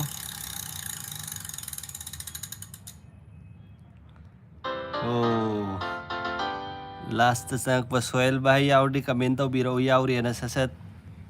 Sohel Bahai yaw taraga di comment biro sasat. Ay sida screenshot sula hoge. Sohel Bahai yaw taraga di comment biro. Remove taw kre Sohel gi maming yaw taraga di comment biro.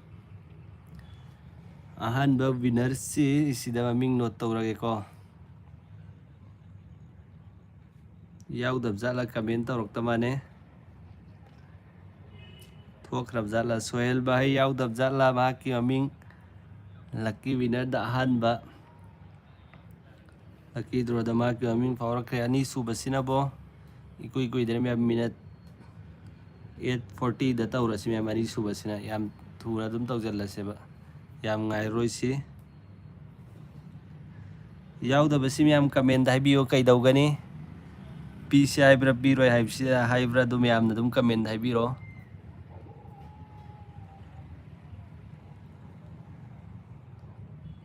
Yauri he haide na comment tawro haib di bro si kai lai rib zaro de bro gi number bro da phau kre ko na sanga ga ina bro da hai ki mi yaw bi na comment si da du yauri mane bro gi maming ahan ba phau zakre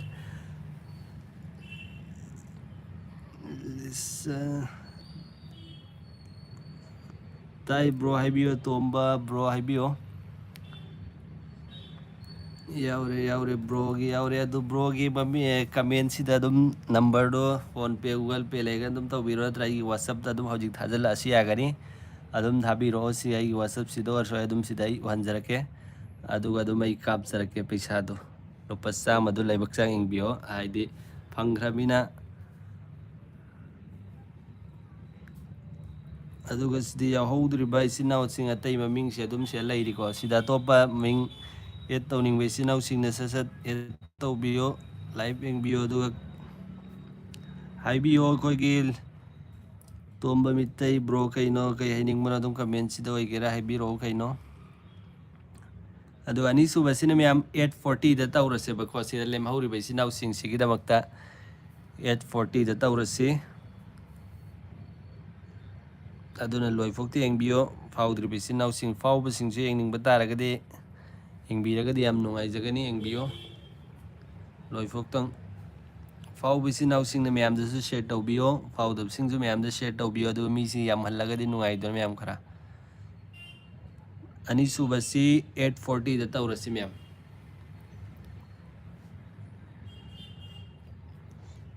sohel bro thokrab jala bro number satabne aduda whatsapp da dum tharo whatsapp ai pairi adugi number du sigi whatsapp sine adum sida thajal lo sigi number sida dum whatsapp ni dum thajal lo se laire number du sai wanjage sida dum thabiro whatsapp da dum haki phone pay google pay number do dum engon share dawjalo adu si live si loibaga dum ai me adum kapsarake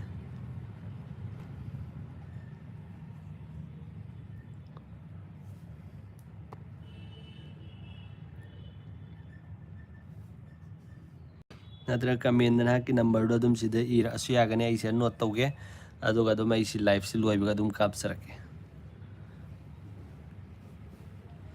fau ki bami maming lau thokre yauro ro mo hanna sida ji lem hori ba mioi mari sida mu yengani kai gumba no bula gadi et tawrani laktab taragadi et tawraroi enga saidi confirm da myam di fau myam di hai krem ngasi si live tawgani heb du myam si kai dawnani mo busy oib jala khangde natra thengban beire nga sai tarit makhai du man taw sen khalam bani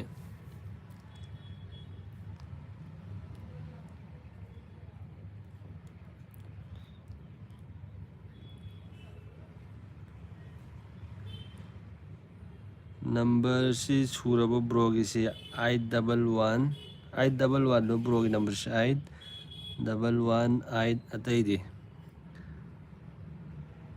atai si akta number atai udri whatsapp ta dum tharo natragana ingon dum number du yagani scanner or su whatsapp ta dum thabiro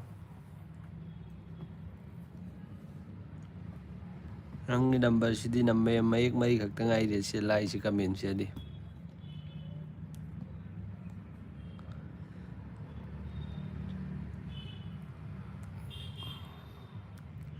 yawi besing comment tawbiro like tawbiyo yauri adu khangnai damakta live sida mioi ani khakta ngai re ani subasi tawgadabi 40 da do thokna khramane sinau sing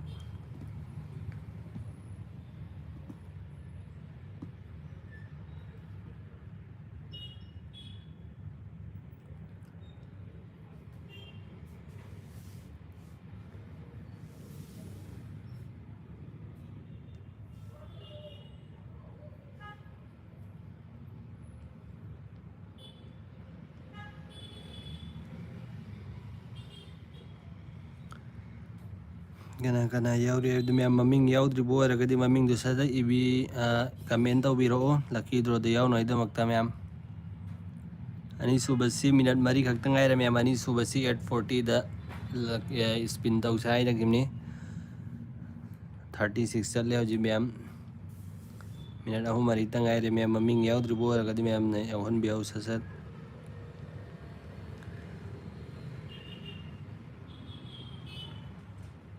sohel bhai si engon da whatsapp to or su message thabiro du tharak trimane sida dilak paude sasa message thabiro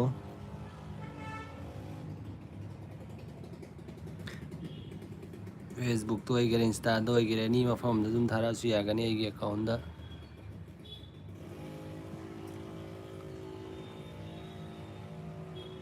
ꯑꯅꯤꯁꯨꯕꯗ ꯌꯥꯎꯒꯗꯕ ꯏꯆꯤꯟ ꯏꯅꯥꯎꯁꯤꯗ ꯃꯃꯤꯡ ꯌꯥꯎꯔꯤꯁꯤꯡꯁꯤ ꯍꯧꯖꯤꯛ ꯂꯥꯏꯚꯇ ꯌꯥꯎꯔꯤ ꯌꯥꯎꯗꯦ ꯑꯗꯨ ꯈꯪꯅꯩꯗꯃꯛꯇ ꯂꯥꯏꯛꯂ ꯀꯃꯦꯟꯂ ꯑꯃꯇꯪ ꯇꯧꯕꯤꯔꯛꯑꯣ ꯑꯩ ꯌꯥꯎꯔꯤ ꯍꯥꯏꯅ ꯃꯌꯥꯝ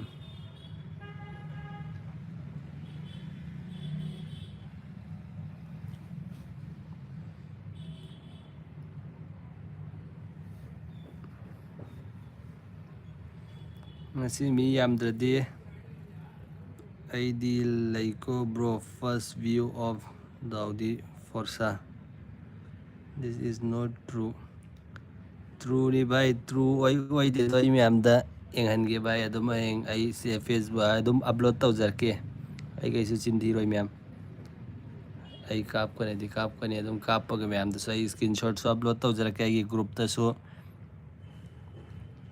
ꯏꯟꯁꯇꯥꯗ ꯑꯣꯏꯒꯦꯔꯥ ꯑꯦꯐ.ꯕꯤꯗ ꯑꯣꯏꯒꯦꯔꯥ ꯑꯗꯨꯝ ꯊꯥꯔꯛꯑꯣ ꯅꯝꯕꯔꯗꯣ ꯑꯩ ꯑꯗꯨꯝ ꯀꯥꯞꯆꯔꯛꯀꯦ ꯑꯗꯨꯒ ꯀꯥꯞꯂꯤꯕ ꯃꯤꯁꯛꯇꯨꯒꯤ ꯑꯩ ꯃꯃꯤꯡ ꯃꯊꯥ ꯂꯣꯏꯅ ꯄꯣꯁ ꯇꯧꯖꯔꯛꯀꯦ ꯑꯦꯐ.ꯕꯤꯗꯁꯨ ꯑꯦꯐ.ꯕꯤꯗ ꯅꯠꯇꯦ ꯋꯥꯠꯁꯑꯞ ꯒ꯭ꯔꯨꯞꯇꯁꯨ ꯑꯗꯨꯝ ꯑꯞꯂꯣꯗ ꯇꯧꯖꯔꯛꯀꯦ ꯑꯗꯨꯒ ꯑꯩꯒꯤ ꯌꯨꯇꯨꯕ ꯆꯦꯅꯦꯜꯗꯁꯨ ꯑꯗꯨꯝ ꯄꯣꯁ ꯇꯧꯔꯖꯔꯛꯀꯦ ꯃꯌꯥꯝ ꯊꯥꯖꯗ꯭ꯔꯒꯗꯤ ꯃꯉꯣꯟꯗꯁꯨ ꯑꯗꯨꯝ ꯍꯪꯕꯤꯌꯨ ꯐꯪꯉꯤ ꯐꯪꯗꯦ ꯍꯥꯏꯕꯗꯣ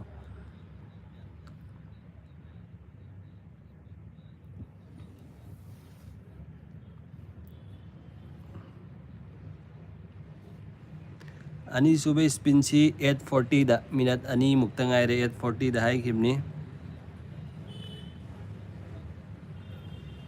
ꯑꯗꯨ ꯃꯤꯗꯤ ꯑꯃꯈꯛꯇ ꯑꯣꯏꯔ ꯃꯥꯅꯦ ꯍꯧꯖꯤꯛ ꯂꯥꯏꯐꯁꯤꯗ ꯌꯦꯡꯉꯤꯁꯤ ꯃꯤꯑꯣꯏ ꯑꯅꯤ ꯈꯛꯇ ꯉꯥꯏꯔ ꯃꯥꯅꯦ ꯊꯣꯛꯅꯈ꯭ꯔ ꯃꯥꯅꯦ ꯇꯥꯗꯧꯔꯤ ꯃꯌꯥꯝ ꯑꯗꯨ ꯉꯁꯤꯒꯤꯁꯤ ꯑꯅꯤꯁꯤꯗ ꯍꯦꯛ ꯂꯣꯏꯁꯤꯜꯂꯒ ꯍꯌꯦꯡꯒꯨꯝꯕ ꯑꯃꯨꯛ ꯅꯨꯡꯊꯤꯟꯒꯨꯝꯕꯗꯔ ꯉꯁꯤꯗꯤ ꯍꯧꯖꯤꯛꯇꯤ ꯃꯤ ꯌꯥꯝꯗꯕꯅꯤꯅ ꯑꯗꯨꯃꯥꯏꯅ ꯇꯧꯔꯁꯤ ꯌꯦꯡꯉꯁꯤꯀꯣ ꯉꯁꯤꯒꯤꯗꯤ ꯑꯅꯤꯁꯤ ꯍꯦꯛꯇ ꯂꯣꯏꯁꯤꯜꯂꯁꯤ ꯑꯗꯨꯒ ꯍꯌꯦꯡ ꯑꯍꯨꯝ ꯂꯦꯝꯍꯧꯕꯁꯤꯅ ꯍꯌꯦꯡ ꯅꯨꯡꯊꯤꯟꯗ ꯑꯣꯏꯅ ꯇꯧꯔꯁꯤ ꯃꯌꯥꯝ ꯃꯤ ꯌꯥꯝꯕ ꯇꯔꯟꯗ ꯑꯗꯨꯅ ꯐꯒꯅꯤ ꯉꯁꯤꯗꯤ ꯃꯤꯁꯨ ꯌꯥꯝꯅ ꯂꯥꯛꯇꯦꯕ ꯀꯩꯒꯤꯅꯣ ꯈꯪꯗꯦ ꯌꯥꯎꯍꯧꯔꯤꯕ ꯍꯧꯖꯤꯛ ꯃꯤꯅꯠ ꯑꯃꯇ ꯉꯥꯏꯔꯦ ꯃꯤꯅꯠ ꯑꯃꯁꯤꯗ ꯑꯅꯧꯕ ꯂꯥꯛꯑꯒꯗꯤ ꯍꯥꯞꯄꯁꯤ ꯂꯥꯛꯇꯕ ꯇꯥꯔꯒꯗꯤ ꯁꯤꯗ ꯂꯥꯏꯕꯛ ꯆꯥꯌꯦꯡꯉꯁꯤ ꯑꯗꯨꯒ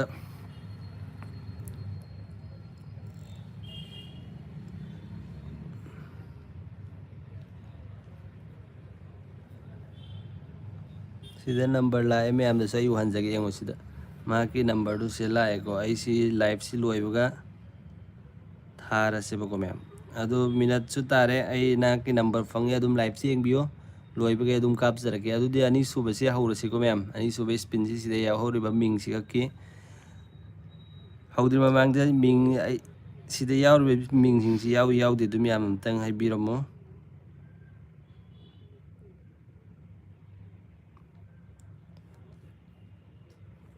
ꯑꯗꯨꯗꯤ ꯃꯌꯥꯝ ꯑꯅꯤꯁꯨꯕꯁꯤ ꯂꯥꯏꯕꯛ ꯆꯥꯌꯦꯡꯉꯁꯤꯀꯣ ꯇꯧꯔꯒꯦꯀꯣ ꯁꯤꯗ ꯅꯝꯃꯒꯦ ꯌꯦꯡꯕꯤꯔꯣ ꯃꯌꯥꯝꯅ ꯀꯅꯥ ꯐꯥꯎꯏ ꯐꯥꯎꯗꯦꯗꯣ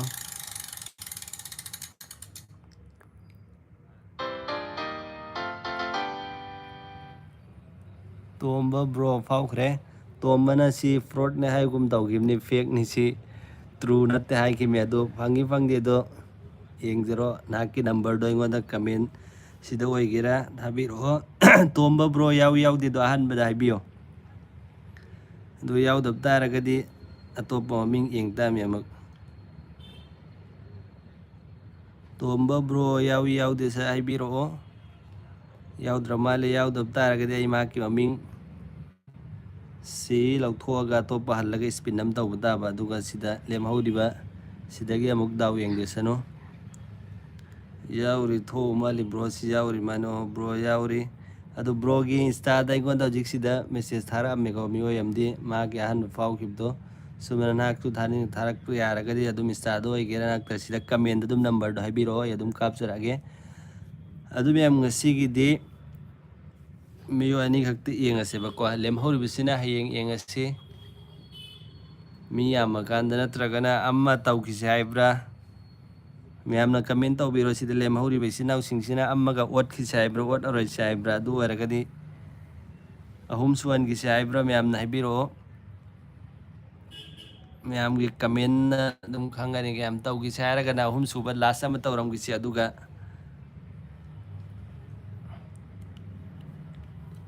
ꯑꯅꯤꯗꯤ ꯁꯨꯈ꯭ꯔꯦ ꯁ꯭ꯄꯤꯟꯁꯤ ꯃꯌꯥꯝ ꯑꯃ ꯂꯥꯁ ꯑꯣꯏꯅ ꯇꯧꯈꯤꯁꯦ ꯍꯥꯏꯕ꯭ꯔꯥ ꯉꯁꯤꯒꯤ ꯑꯣꯏꯅ ꯑꯗꯨꯒ ꯑꯅꯤ ꯑꯃ ꯍꯌꯦꯡꯒꯤ ꯅꯨꯡꯊꯤꯟꯗ ꯑꯣꯏꯅ ꯇꯧꯔꯁꯦ ꯍꯥꯏꯕ꯭ꯔꯥ ꯃꯌꯥꯝ ꯍꯥꯏꯕꯤꯌꯣ ꯅꯠꯇ꯭ꯔ ꯑꯍꯨꯝ ꯅꯨꯡꯊꯤꯟꯗ ꯇꯧꯁꯦ ꯍꯥꯏꯕ꯭ꯔꯥ ꯍꯧꯖꯤꯛꯀꯤꯗꯤ ꯑꯩ ꯑꯃꯒ ꯇꯧꯈꯤꯁꯦ ꯍꯥꯏꯕ꯭ꯔꯥ ꯃꯌꯥꯝꯅ ꯍꯥꯏꯕꯤꯌꯨ ꯑꯩ ꯏꯟꯁꯇꯥꯒ꯭ꯔꯥꯝ ꯑꯦꯀꯥꯎꯟ ꯌꯦꯡꯍꯟꯖꯔꯛꯀꯦ ꯁꯤꯗ ꯂꯩꯔꯦ ꯑꯩꯒꯤ ꯏꯟꯁꯇꯥꯒ꯭ꯔꯥꯝ ꯁꯤꯒꯤ ꯃꯤꯡꯁꯤ ꯂꯩꯕꯅꯤ ꯃꯌꯥꯝ ꯁꯤ ꯌꯨꯖꯔ ꯅꯦꯝ ꯑꯗꯨꯝ ꯑꯩꯒꯤ ꯁꯤꯗ ꯂꯩꯔꯦ ꯁꯤꯒꯤ ꯑꯍꯥꯟꯕꯒꯤꯁꯤ ꯁꯤꯒꯤꯁꯤ ꯃꯌꯥꯝ ꯁꯤꯗ ꯅꯠꯇ꯭ꯔꯒ ꯑꯗꯨꯝ ꯑꯩꯒꯤ ꯌꯨꯇꯨꯕꯀꯤꯗꯁꯨ ꯃꯌꯥꯝ ꯌꯥꯎꯔꯤꯗꯨꯕꯣ ꯑꯗꯨꯗ ꯑꯗꯨꯝ ꯌꯦꯡꯕꯤꯌꯣꯕ ꯃꯌꯥꯝꯅ ꯑꯗꯨꯁꯨ ꯑꯗꯨꯝ ꯐꯪꯒꯅꯤ ꯑꯗꯨ ꯂꯥꯁ ꯑꯃ ꯇꯧꯈꯤꯁꯦ ꯍꯥꯏꯕ꯭ꯔꯥ ꯃꯌꯥꯝ ꯁꯁꯤ ꯀꯨꯃꯥꯔꯅ ꯇꯧꯈꯤꯁꯦ ꯍꯥꯏ ꯆꯥꯏꯜ ꯏꯟ ꯇꯧꯈꯤꯁꯦ ꯍꯥꯏꯔꯒꯗꯤ ꯂꯥꯁ ꯑꯃ ꯇꯧꯈꯤꯁꯦ ꯍꯧꯖꯤꯛ ꯃꯤꯑꯣꯏ ꯀꯌꯥꯅꯣ ꯂꯦꯝꯃꯤꯁꯤ ꯇꯣꯝꯕ ꯚꯥꯏꯒꯤꯗꯤ ꯐꯥꯎꯈ꯭ꯔꯦꯀꯣ ꯑꯗꯨ ꯇꯣꯝꯕꯒꯤꯁꯤ ꯂꯧꯊꯣꯛꯈ꯭ꯔꯒꯦ ꯑꯗꯨ ꯍꯧꯖꯤꯛ ꯃꯤꯑꯣꯏ ꯑꯍꯨꯝ ꯈꯛꯇ ꯉꯥꯏꯔꯦꯕ ꯑꯍꯨꯝꯁꯤ ꯇꯧꯈꯤꯁꯦ ꯍꯥꯏꯕ꯭ꯔꯥ ꯃꯌꯥꯝ ꯑꯗꯨ ꯑꯅꯧꯕ ꯌꯥꯎꯅꯤꯡꯕ ꯇꯥꯔꯒꯁꯨ ꯑꯗꯨꯝ ꯍꯥꯏꯕꯤꯔꯛꯑꯣ ꯃꯃꯤꯡꯗꯨ ꯁꯠ ꯁꯠꯁꯤꯗ ꯍꯧꯖꯤꯛ ꯂꯦꯝꯍꯧꯔꯤꯁꯤ ꯑꯁꯃꯤ ꯚꯥꯏꯅꯦ ꯑꯗꯨꯒ ꯁꯣꯍꯦꯜꯒꯤ ꯐꯥꯎꯈ꯭ꯔꯦ ꯇꯣꯝꯕꯒꯤ ꯐꯥꯎꯈ꯭ꯔꯦ ꯑꯗꯨ ꯃꯤꯑꯣꯏ ꯑꯍꯨꯝ ꯂꯦꯝꯍꯧꯔꯤ ꯑꯗꯣ ꯑꯅꯧꯕ ꯌꯥꯎꯅꯤꯡꯕ ꯇꯥꯔꯒꯗꯤ ꯃꯌꯥꯝ ꯑꯗꯨꯝ ꯀꯃꯦꯟꯗ ꯍꯥꯏꯕꯤꯔꯛꯑꯣ ꯑꯗꯣ ꯑꯍꯨꯝ ꯁꯨꯕꯁꯤ ꯃꯤꯌꯥꯝ 50ꯗ ꯇꯧꯔꯁꯤꯅꯀꯣ 850ꯗ ꯑꯗꯨꯒ ꯂꯥꯁ ꯂꯣꯏꯁꯤꯜꯂꯁꯦꯕ 850 ꯐꯥꯎꯗ ꯃꯤꯅꯠ ꯌꯥꯝꯗ꯭ꯔꯦ ꯑꯗꯣ ꯑꯅꯧꯕ ꯌꯥꯎꯅꯤꯡꯕ ꯇꯥꯔꯒꯗꯤ ꯁꯁꯤ ꯀꯨꯃꯥꯔ ꯚꯥꯏ ꯇꯧꯈꯤꯁꯦ ꯍꯥꯏꯕ꯭ꯔꯥ ꯂꯥꯁ ꯇꯥꯕꯗꯨꯅ ꯔꯤꯋꯥꯔꯗ ꯆꯥꯎꯍꯟꯁꯦ ꯕ꯭ꯔꯣ ꯀꯌꯥꯝ ꯆꯥꯎꯍꯟꯁꯦ ꯍꯥꯏꯔꯃ ꯑꯗꯨꯝ ꯀꯃꯦꯟꯗ ꯍꯥꯏꯕꯤꯔꯤ ꯌꯦꯡꯁꯤ ꯑꯩꯅ ꯉꯝꯕ ꯑꯣꯏꯔꯒꯗꯤ ꯇꯧꯁꯤ ꯀꯌꯥ ꯑꯣꯏꯍꯟꯁꯦ ꯍꯥꯏꯕꯅꯣ ꯑꯍꯥꯟꯕꯒꯤ ꯑꯩꯅꯗꯤ ꯃꯌꯥꯝꯗ ꯍꯥꯏꯈꯤꯕ ꯂꯨꯄꯥ ꯆꯥꯝꯃ ꯑꯩꯅꯗꯤ ꯑꯩꯅ ꯉꯝꯕ ꯑꯣꯏꯔꯒꯗꯤ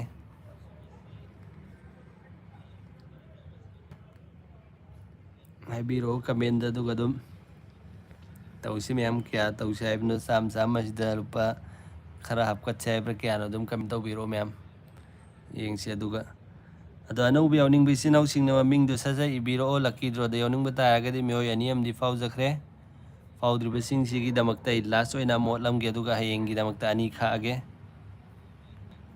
ꯍꯌꯦꯡ ꯅꯨꯡꯊꯤꯟꯒꯨꯝꯕ ꯇꯧꯔꯒꯦꯕ ꯑꯗꯨꯒ ꯁꯤꯗ ꯃꯃꯤꯡ ꯐꯥꯎꯔꯛꯈꯤꯕꯁꯤꯡꯁꯤꯒꯤ ꯃꯃꯤꯡ ꯃꯊꯥ ꯄꯨꯟꯅ ꯑꯩ ꯋꯥꯠꯁꯑꯞ ꯒ꯭ꯔꯨꯞꯇ ꯑꯃꯁꯨꯡ ꯑꯩꯒꯤ ꯆꯦꯅꯦꯜꯗ ꯃꯥꯒꯤ ꯄꯣꯁ ꯇꯧꯔꯛꯀꯅꯤꯀꯣ ꯃꯌꯥꯝ ꯑꯩ ꯑꯍꯥꯟꯕ ꯍꯥꯏꯖꯍꯧꯔꯦ ꯃꯌꯥꯝꯅ ꯐ꯭ꯔꯣꯠ ꯍꯥꯏꯗꯤ ꯑꯁꯦꯡꯕ ꯅꯠꯇꯦ ꯑꯗꯨ ꯀꯩꯒꯨꯝꯕ ꯍꯥꯏꯅꯕꯗꯣ ꯍꯥꯏꯗꯅꯕ ꯑꯦꯂꯦꯛꯁ ꯋꯦꯡꯁꯣꯟ ꯕ꯭ꯔꯣ ꯀꯃꯦꯟ ꯇꯧꯗꯣꯏꯅꯣ ꯕ꯭ꯔꯣ ꯑꯩꯈꯣꯏ ꯊꯦꯡꯅ ꯂꯥꯛꯈ꯭ꯔꯦ ꯀꯩꯅꯣ ꯗ꯭ꯔꯣ ꯑꯅꯤꯗꯤ ꯇꯧꯈ꯭ꯔꯦ ꯑꯗꯣ ꯃꯤ ꯌꯥꯝꯈꯠꯂꯛꯑꯗꯤ ꯑꯗꯨꯝ ꯃꯉꯥꯃꯛꯁꯤꯡ ꯑꯁꯤ ꯇꯧꯁꯤꯟꯕ ꯌꯥꯒꯅꯤ ꯑꯗꯨ ꯁꯤꯗ ꯌꯥꯎꯅꯤꯡꯕꯁꯤꯡ ꯒꯤꯐ ꯄ꯭ꯂꯁ ꯅꯍꯥꯛꯀꯤ ꯅꯃꯤꯡꯗ ꯏꯕꯤꯌꯣ ꯏꯔꯁꯥꯗ ꯑꯍꯃꯗ ꯑꯍꯥꯟꯕ ꯃꯃꯤꯡꯁꯤ ꯀꯅꯥꯒꯤꯅꯣ ꯂꯥꯛꯈꯤꯁꯦ ꯑꯦꯂꯦꯛꯁ ꯋꯤꯡꯁꯣꯟ ꯍꯥꯏꯔ ꯃꯥꯅꯦꯀꯣ ꯑꯦꯂꯦꯛꯁ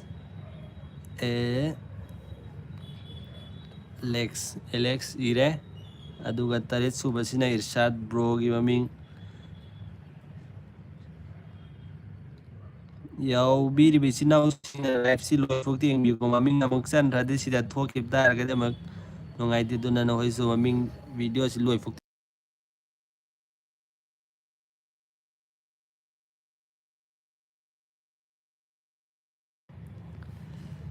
ꯂꯥꯏꯕꯛ ꯌꯦꯡꯕꯤꯌꯨ ꯂꯣꯏꯐꯥꯎꯇꯪ ꯐꯥꯎꯅꯉꯥꯏꯗꯃꯛꯇ ꯌꯦꯡꯕꯤꯔꯤꯕ ꯏꯆꯤꯟ ꯏꯅꯥꯎꯁꯤꯡꯅ ꯃꯃꯤꯡ ꯑꯅꯤ ꯑꯃꯁꯨ ꯑꯦꯗ ꯇꯧꯖꯔꯦ ꯑꯗꯣ ꯑꯇꯩ ꯇꯧꯍꯟꯅꯤꯡꯕ ꯇꯥꯔ ꯁꯤꯗ ꯃꯃꯤꯡ ꯑꯦꯗ ꯇꯧꯔꯤꯁꯤꯡꯁꯦ ꯀꯩꯒꯨꯝꯕ ꯊꯣꯛꯈꯤꯕ ꯇꯥꯔꯒꯗꯤ ꯑꯗꯨꯒꯤ ꯃꯃꯤꯡꯗꯣ ꯑꯩ ꯂꯛꯀꯤ ꯗ꯭ꯔꯣ ꯋꯤꯅꯔ ꯑꯣꯏꯔꯒꯁꯨ ꯄꯤꯔꯣꯏꯀꯣ ꯑꯇꯣꯞꯄꯗ ꯄꯤꯈꯤꯅꯤ ꯉꯁꯥꯏꯗꯤ ꯌꯦꯡꯂꯛꯏꯕꯁꯤꯡꯗꯣ ꯑꯗꯨꯗ ꯆꯥꯟꯁ ꯄꯤꯖꯒꯅꯤꯀꯣ ꯃꯌꯥꯝ ꯑꯍꯧꯕꯗꯒꯤ ꯌꯦꯡꯕꯤꯔꯤꯕ ꯁꯁꯤ ꯀꯨꯃꯥꯔ ꯑꯗꯨꯒꯤ ꯑꯇꯣꯞꯄ ꯏꯆꯤꯟ ꯏꯅꯥꯎ ꯈꯔ ꯑꯃ ꯌꯥꯎꯔꯤ ꯑꯗꯨꯗ ꯑꯩ ꯄꯤꯖꯒꯅꯤꯀꯣ ꯀꯩꯒꯨꯝꯕ ꯅꯈꯣꯏꯅ ꯂꯥꯏꯐꯁꯤꯗꯒꯤ ꯊꯣꯛꯈꯤꯕ ꯇꯥꯔꯒꯗꯤ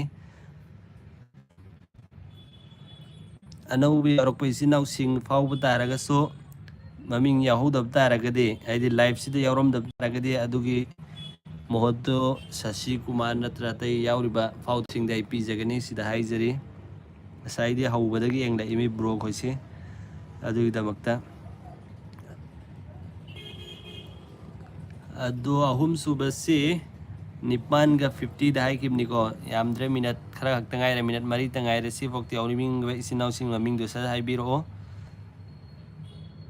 ꯑꯗꯨ ꯐꯥꯎꯈꯤꯕꯁꯤꯡꯗꯨ ꯌꯥꯔꯒꯗꯤ ꯃꯌꯥꯝꯗꯁꯨ ꯈꯪꯍꯟꯕꯤꯌꯨ ꯁꯦꯌꯔ ꯇꯧꯕꯤꯌꯨ ꯁꯠ ꯑꯗꯨ ꯅꯈꯣꯏꯁꯨ ꯌꯦꯡꯕꯤꯌꯨ ꯂꯣꯏꯐꯥꯎꯇꯪ ꯌꯥꯎꯈꯤꯕꯁꯤꯡꯅ ꯐꯥꯎꯕ ꯏꯆꯤꯟ ꯏꯅꯥꯎꯁꯤꯡꯁꯨ ꯂꯣꯏꯐꯥꯎꯇꯪ ꯌꯦꯡꯕꯤꯌꯣꯕ ꯚꯤꯗꯤꯑꯣꯁꯤ ꯍꯥꯏꯗꯤ ꯂꯥꯏꯐꯁꯤ ꯑꯗꯨꯒ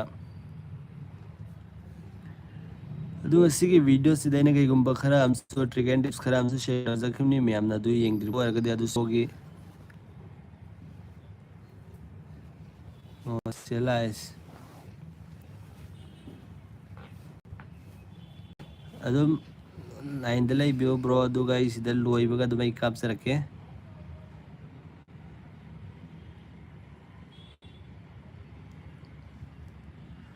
ꯑꯇꯩ ꯃꯃꯤꯡ ꯌꯥꯎꯅꯤꯡꯕ ꯏꯆꯤꯟ ꯏꯅꯥꯎꯁꯤꯡꯅ ꯑꯗꯨꯝ ꯇꯣꯝꯕ ꯕ꯭ꯔꯣꯒꯤ ꯅꯝꯕꯔ ꯐꯪꯂꯦꯀꯣ ꯑꯩꯉꯣꯟꯗ. ꯍꯣꯏ, ꯅꯝꯕꯔ ꯂꯥꯛꯑꯦ. ꯑꯗꯨ ꯑꯩ ꯂꯣꯏꯕꯒ ꯑꯗꯨꯝ ꯀꯥꯞꯆꯔꯛꯑꯒꯦ. ꯁꯤ ꯂꯥꯁ ꯑꯣꯏꯔꯁꯤ 9:50ꯒꯤꯁꯤꯅ ꯃꯤ ꯌꯥꯝꯗꯃꯤꯅ, ꯑꯗꯨꯒ ꯍꯌꯦꯡ ꯑꯃꯨꯛ ꯇꯧꯔꯁꯦꯕ.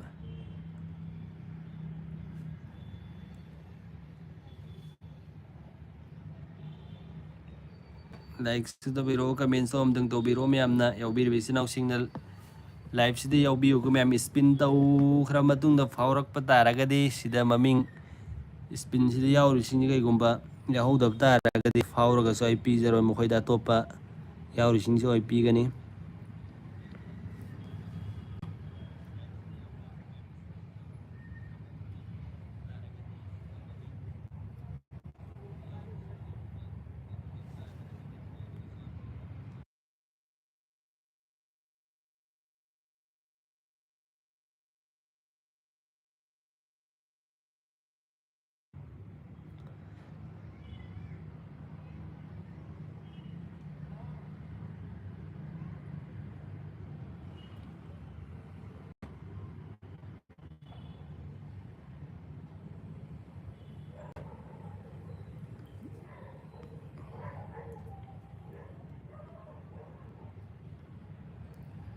ꯑꯃ ꯑꯅꯤ ꯑꯍꯨꯝ ꯃꯔꯤ ꯃꯉꯥ, ꯃꯤꯑꯣꯏ ꯃꯉꯥꯅꯤ. ꯃꯤꯑꯣꯏ ꯃꯉꯥꯁꯤ ꯂꯥꯁ ꯑꯣꯏꯅ ꯗꯥꯎ ꯌꯦꯡꯖꯔꯣ. ꯏꯔꯁꯥꯗ ꯚꯥꯏꯒꯤꯁꯨ ꯃꯃꯤꯡ ꯍꯥꯞꯈ꯭ꯔꯦ, ꯏꯔꯁꯥꯗ ꯕ꯭ꯔꯣꯒꯤ. ꯑꯗꯨꯒ ꯑꯦꯂꯦꯛꯁ ꯕ꯭ꯔꯣ ꯌꯥꯎꯕꯤꯔꯤꯕꯤ. ꯌꯥꯎꯕ ꯇꯥꯔꯒꯗꯤ ꯑꯍꯥꯟꯕ ꯑꯝꯇꯪ ꯑꯩ ꯃꯌꯥꯝꯗ ꯏꯟꯐꯣꯔꯝ ꯇꯧꯖꯔꯛꯀꯅꯤ. ꯌꯥꯔꯖꯤ ꯃꯤꯅꯠ ꯑꯝꯇ ꯉꯥꯏꯔꯦ ꯃꯌꯥꯝ. ꯑꯗꯨꯒ ꯉꯁꯤꯒꯤꯁꯤ ꯂꯥꯁ ꯑꯣꯏꯅ ꯌꯦꯡꯖꯜꯂꯁꯦꯕ ꯑꯣꯠꯂꯒ. ꯗꯥꯎ ꯌꯦꯡꯕꯤꯌꯣ. ꯌꯥꯎꯕ ꯏꯆꯤꯟ ꯏꯅꯥꯎꯁꯤꯡꯅ ꯁꯠ ꯑꯣꯠꯇ꯭ꯔꯤꯉꯩꯁꯤꯗ ꯌꯥꯎꯔꯤ ꯍꯥꯏꯅ ꯂꯥꯏꯛ ꯑꯣꯏꯒꯦꯔꯥ ꯑꯩꯈꯣꯏꯒꯤ ꯍꯥꯔꯠꯇꯣ ꯃꯌꯥꯝꯅ ꯍꯥꯔꯠ ꯇꯧꯕꯤꯔꯛꯑꯣ. ꯌꯥꯎꯔꯤ ꯍꯥꯏꯗꯨ ꯈꯪꯅꯉꯥꯏꯗꯃꯛꯇ, ꯅꯠꯇ꯭ꯔꯒ ꯀꯃꯦꯟ ꯇꯧꯕꯤꯔꯛꯑꯣ ꯌꯥꯎꯔꯤ ꯍꯥꯏꯗꯨ ꯈꯪꯅꯉꯥꯏꯗꯃꯛꯇ ꯃꯌꯥꯝ. ꯃꯤꯑꯣꯏ 9ꯗꯤ ꯁꯨꯔꯦ ꯃꯃꯤꯡ ꯌꯥꯎꯗ꯭ꯔꯤꯕ ꯇꯥꯔꯒꯗꯤ, ꯑꯗꯨ ꯄꯨꯡꯗꯤ ꯁꯨꯈ꯭ꯔꯦ ꯃꯌꯥꯝ. ꯌꯥꯎꯕ ꯏꯆꯤꯟ ꯏꯅꯥꯎꯁꯤꯡꯅ ꯁꯠ ꯁꯠ ꯌꯥꯎꯔꯦꯅ ꯍꯥꯏꯕꯤꯔꯣ. ꯑꯗꯨ ꯍꯧꯔꯁꯤ. 8:50 ꯇꯥꯈ꯭ꯔꯦ. ꯃꯇꯝ ꯌꯥꯝ ꯃꯥꯡꯗ꯭ꯔꯤꯉꯩꯗꯃꯛꯇꯀꯣ ꯃꯌꯥꯝ. ꯍꯧꯔꯁꯤꯀꯣ ꯑꯗꯨꯗꯤ. ꯌꯥꯔꯕꯣ ꯃꯌꯥꯝ? ꯁ꯭ꯄꯤꯟ ꯇꯧꯔꯒꯦ. ꯁꯠ ꯍꯥꯏꯅꯔꯛꯑꯣ ꯃꯌꯥꯝ.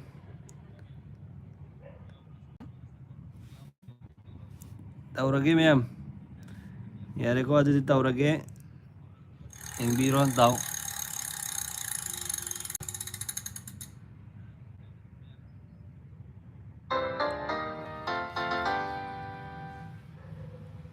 ꯀꯅꯥꯅꯣ ꯁꯂꯤꯅꯥ ꯁꯍꯥꯏꯗꯨ ꯐꯥꯎꯈ꯭ꯔꯦ ꯃꯌꯥꯝ. ꯑꯍꯨꯝ ꯁꯨꯕꯁꯤ. ꯑꯗꯨ ꯃꯌꯥꯝ ꯉꯁꯤꯒꯤꯁꯤ ꯂꯣꯏꯁꯤꯜꯂꯁꯤ ꯍꯥꯏꯕ꯭ꯔꯥ? ꯀꯔꯤ ꯃꯌꯥꯝꯒꯤ ꯃꯣꯠ ꯑꯝꯇꯪ ꯇꯥꯖꯈꯤꯒꯦ. ꯍꯌꯦꯡ ꯇꯧꯔꯁꯤ ꯍꯥꯏꯕ꯭ꯔꯥ? ꯂꯧꯊꯣꯛꯈ꯭ꯔꯦ. ꯐꯔꯦ, ꯂꯣꯏꯁꯤꯜꯂꯁꯤ ꯉꯁꯤꯒꯤꯁꯤ. ꯑꯗꯨꯒ ꯍꯌꯦꯡ ꯇꯧꯔꯁꯤ ꯚꯥꯏ. ꯑꯦꯂꯦꯛꯁ ꯚꯥꯏ ꯉꯁꯥꯏꯗꯒꯤ ꯂꯥꯛꯄ ꯁꯁꯤ ꯀꯨꯃꯥꯔ ꯕ꯭ꯔꯣꯁꯨ ꯐꯥꯎꯈꯤꯗ꯭ꯔꯦ. ꯌꯥꯝ ꯅꯨꯡꯉꯥꯏꯇꯦ. ꯑꯗꯣ ꯍꯌꯦꯡ ꯑꯃꯨꯛ ꯂꯥꯏꯕꯛ ꯆꯥꯡ ꯌꯦꯡꯉꯣ.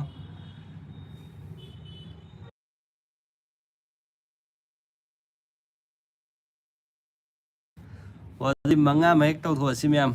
ꯑꯩꯁꯨ ꯅꯨꯡꯉꯥꯏꯇ꯭ꯔꯦ ꯉꯁꯥꯏꯗꯤ ꯌꯦꯡꯉꯛꯄ ꯏꯆꯤꯟ ꯏꯅꯥꯎꯁꯤꯡꯁꯤ ꯐꯥꯎꯖꯈ꯭ꯔꯁꯅꯨ. ꯑꯗꯨ ꯃꯌꯥꯝꯅ ꯇꯧꯈꯤꯁꯦ ꯍꯥꯏꯔꯒꯗꯤ ꯐꯥꯔꯁ ꯋꯤꯅꯔ ꯁꯣꯍꯦꯜ ꯑꯛꯇꯔ ꯑꯣꯏꯈ꯭ꯔꯦ. ꯑꯗꯨꯒ ꯑꯅꯤꯁꯨꯕꯁꯤꯅ ꯇꯣꯝꯕ, ꯑꯍꯨꯝꯁꯨꯕꯁꯤꯅ ꯁꯂꯤꯅꯥ ꯁꯍꯥꯅ ꯑꯃ ꯑꯣꯏꯈ꯭ꯔꯦ. ꯅꯨꯡꯉꯥꯏꯇ꯭ꯔꯦ ꯃꯌꯥꯝ. ꯑꯩꯁꯨ ꯍꯥꯏꯗꯤ ꯇꯧꯊꯣꯛꯑꯁꯤ ꯄꯨꯟꯅ, ꯃꯤ ꯌꯥꯝꯒꯦꯔꯥ ꯌꯥꯝ ꯑꯣꯏꯒꯦꯔꯥ.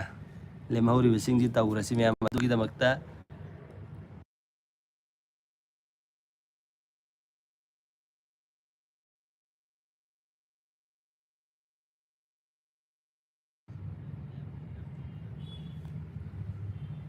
ꯑꯅꯤꯁꯨꯕꯁꯤ ꯃꯌꯥꯝ ꯆꯨꯝꯅꯒꯤ ꯃꯤꯅꯠ 55ꯇ ꯑꯣꯏꯅ ꯇꯧꯔꯁꯤ. 52 ꯆꯠꯂꯦꯀꯣ ꯃꯌꯥꯝ. 8:55ꯇ ꯇꯧꯔꯁꯤ. ꯌꯥꯝ ꯁꯥꯡꯍꯜꯂꯔꯣꯏꯁꯦꯕ. ꯆꯪꯉꯛꯀꯦꯔꯥ ꯆꯪꯉꯛꯑꯣꯏꯒꯦꯔꯥ ꯌꯥꯎꯍꯧꯔꯤꯕ ꯏꯆꯤꯟ ꯏꯅꯥꯎꯁꯤꯡ ꯈꯛꯀꯤꯗꯃꯛꯇ ꯇꯧꯔꯁꯤ ꯃꯌꯥꯝ. ꯑꯩꯁꯨ ꯅꯨꯡꯉꯥꯏꯇ꯭ꯔꯦ. ꯉꯁꯥꯏꯗꯤ ꯌꯦꯡꯕꯤꯔꯤꯕ ꯏꯆꯤꯟ ꯏꯅꯥꯎꯁꯤꯡ ꯐꯥꯎꯗꯕꯁꯨ ꯌꯥꯎꯔꯤ. ꯑꯗꯨꯅ 8:55ꯇ ꯇꯧꯔꯁꯤ. ꯍꯧꯖꯤꯛ 8:52 ꯆꯠꯂꯦ ꯃꯌꯥꯝ ꯀꯣ. ꯍꯧꯖꯤꯛ ꯐꯥꯎꯗ꯭ꯔꯤꯕꯁꯤꯡꯁꯤꯒꯤꯗꯃꯛꯇ ꯇꯧꯔꯁꯦꯕ. ꯃꯤꯑꯣꯏ 1, 2, 3, 4 ꯑꯣꯏꯔ ꯃꯥꯅꯦ. ꯃꯔꯤꯁꯤꯗ ꯂꯥꯏꯕꯛ ꯆꯥꯡ ꯌꯦꯡꯖꯔꯣ. ꯑꯗꯣ ꯑꯅꯧꯕ ꯀꯩꯒꯨꯝꯕ ꯌꯥꯎꯅꯤꯡꯕ ꯇꯥꯔꯒꯗꯤ ꯑꯗꯨꯁꯨ ꯑꯗꯨꯝ ꯍꯥꯞꯆꯒꯦ. ꯆꯪꯉꯛꯄ ꯇꯥꯔꯒꯗꯤ ꯁꯤꯗ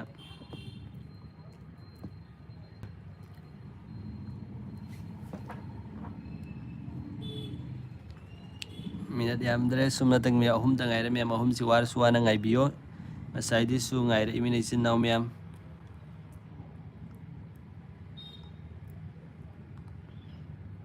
hajik fai hodriba mioi mari sil daw engbiyo amu minute ani tang ngaire mem 53 chatle loisalasi mem hayengi kha roisi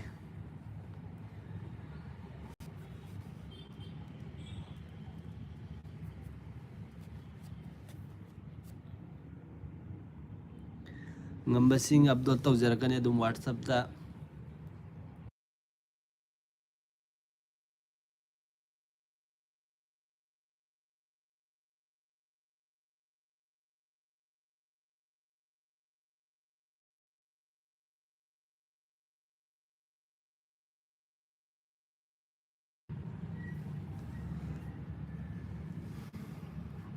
okay minute yamdre Sasi Kumar Yumnam Salina yaudaba mali yauribra mem yauri yaude do mem confirm tawbirao mioi tarukni yengisi yauri mane yauri ana comment lae adu minute amta ngaire ahum subasi ot naida makta ahum subro mari subna mioi ahum sugre ko adu di mari subara ngane handa ot toisi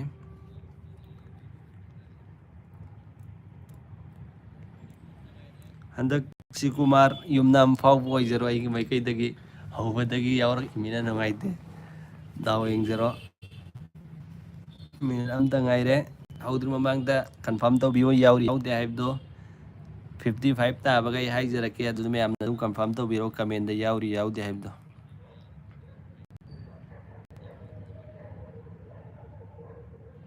mioi tarit yengi mioi tarit sida mioi mari ne hojik daw eng doise 55 tadri meyam ta dawre ai fetang biyo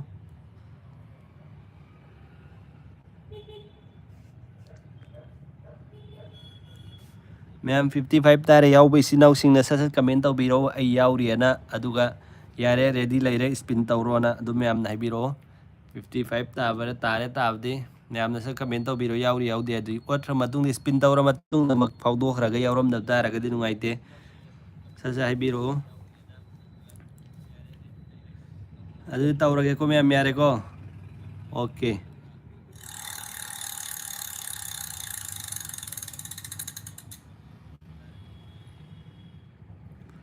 oh Sasi Kumar Yumnam warmane faurisi mane Sasi Kumar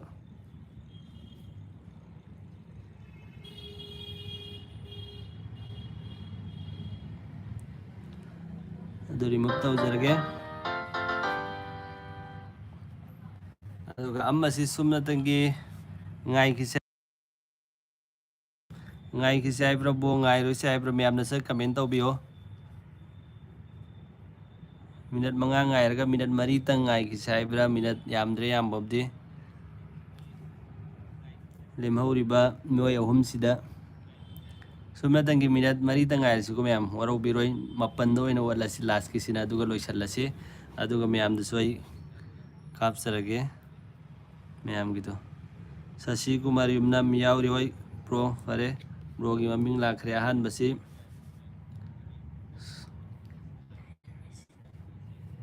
ai fetang meyam waro biroi ngaira roi se do yamdre miyat amma kumba hoi yengase ngai roi se aira kana tawrase meyam na ngai roi se di yaur bisi naw sing na ngai roi se ai prasa biro sida mioi ahum sina mokoi ahum gi na baktani ot toisi Asmi Irshad Alex ot la se ai prasa taye bro haibiyo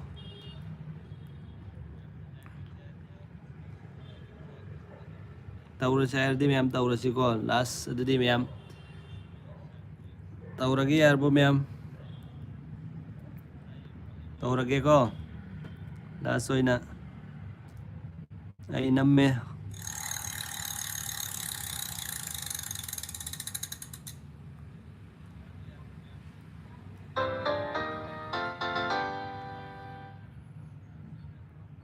Alex yauribra sa comment tawbiyo. Alex bro da faukre yaw taragadi Mioi ani lemhore sina matung amuki next aduda daw engjaro hitang sauna adurana handak na sam mana matang gumba hitang sauna yamu ngasi win tawkhibsingdo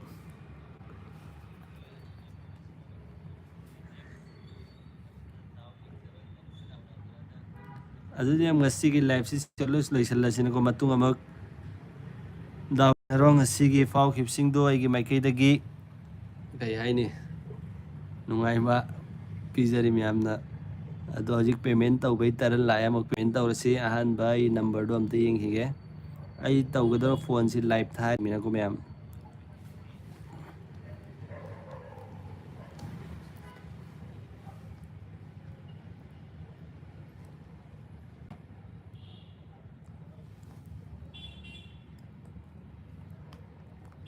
ai Instagram da sangage do maming do ai number do yare me madudi ngasi gi live si loisalasi win noi khibdu hayugi ko Alex bro aingonda number do thabiro ha ki ai Instagram da da si thabiro sajat aduga yadum kapsarage bisida ai insta do ai gira WhatsApp group yaw bataraga nai gi da dum number da dum lakpiro adu dum number do thabiro ngasi gi live si miyam loisalasi pung 8 tabaga duga mathang amuki yengasi mathang amuki tharam dai da dum miyam da information pizarake adum ngasi so ai miyam da sida inform taw ki me bai sida live thaga na fc miyam sida so adum miyam na se live tabage adum ai hai jakimni mioi manga da ngasi lupa sanga pi ga nei do adu ngasi gi se loisalasi matung amuki video engwin na simem live ta du ngasi pung 8 sida dum loi ra simem फाव के बेसी now सिंगना अदु कना कना कोई अहान ब ममिंग दु करे बा कोई के शशि कुमार ब्रो नंबर धारक ट्रिप धारक थाबिरो अदु आई होजे कैप्चर आगे अदु का तुम मैते अदु का सोहेल ब्रो फाव के बेसी नाउ सिंगना ससत नंबर था खिबसिंगना फाय था द बेसी नाउ सिंगना सत थाबिरो अदु जो हम ngasi की वीडियो सिजा लोइसिन नरसिगे मतुंग मक्की वीडियो दा खोई सिदागी हेना चाउना तौनाय होट नमिनस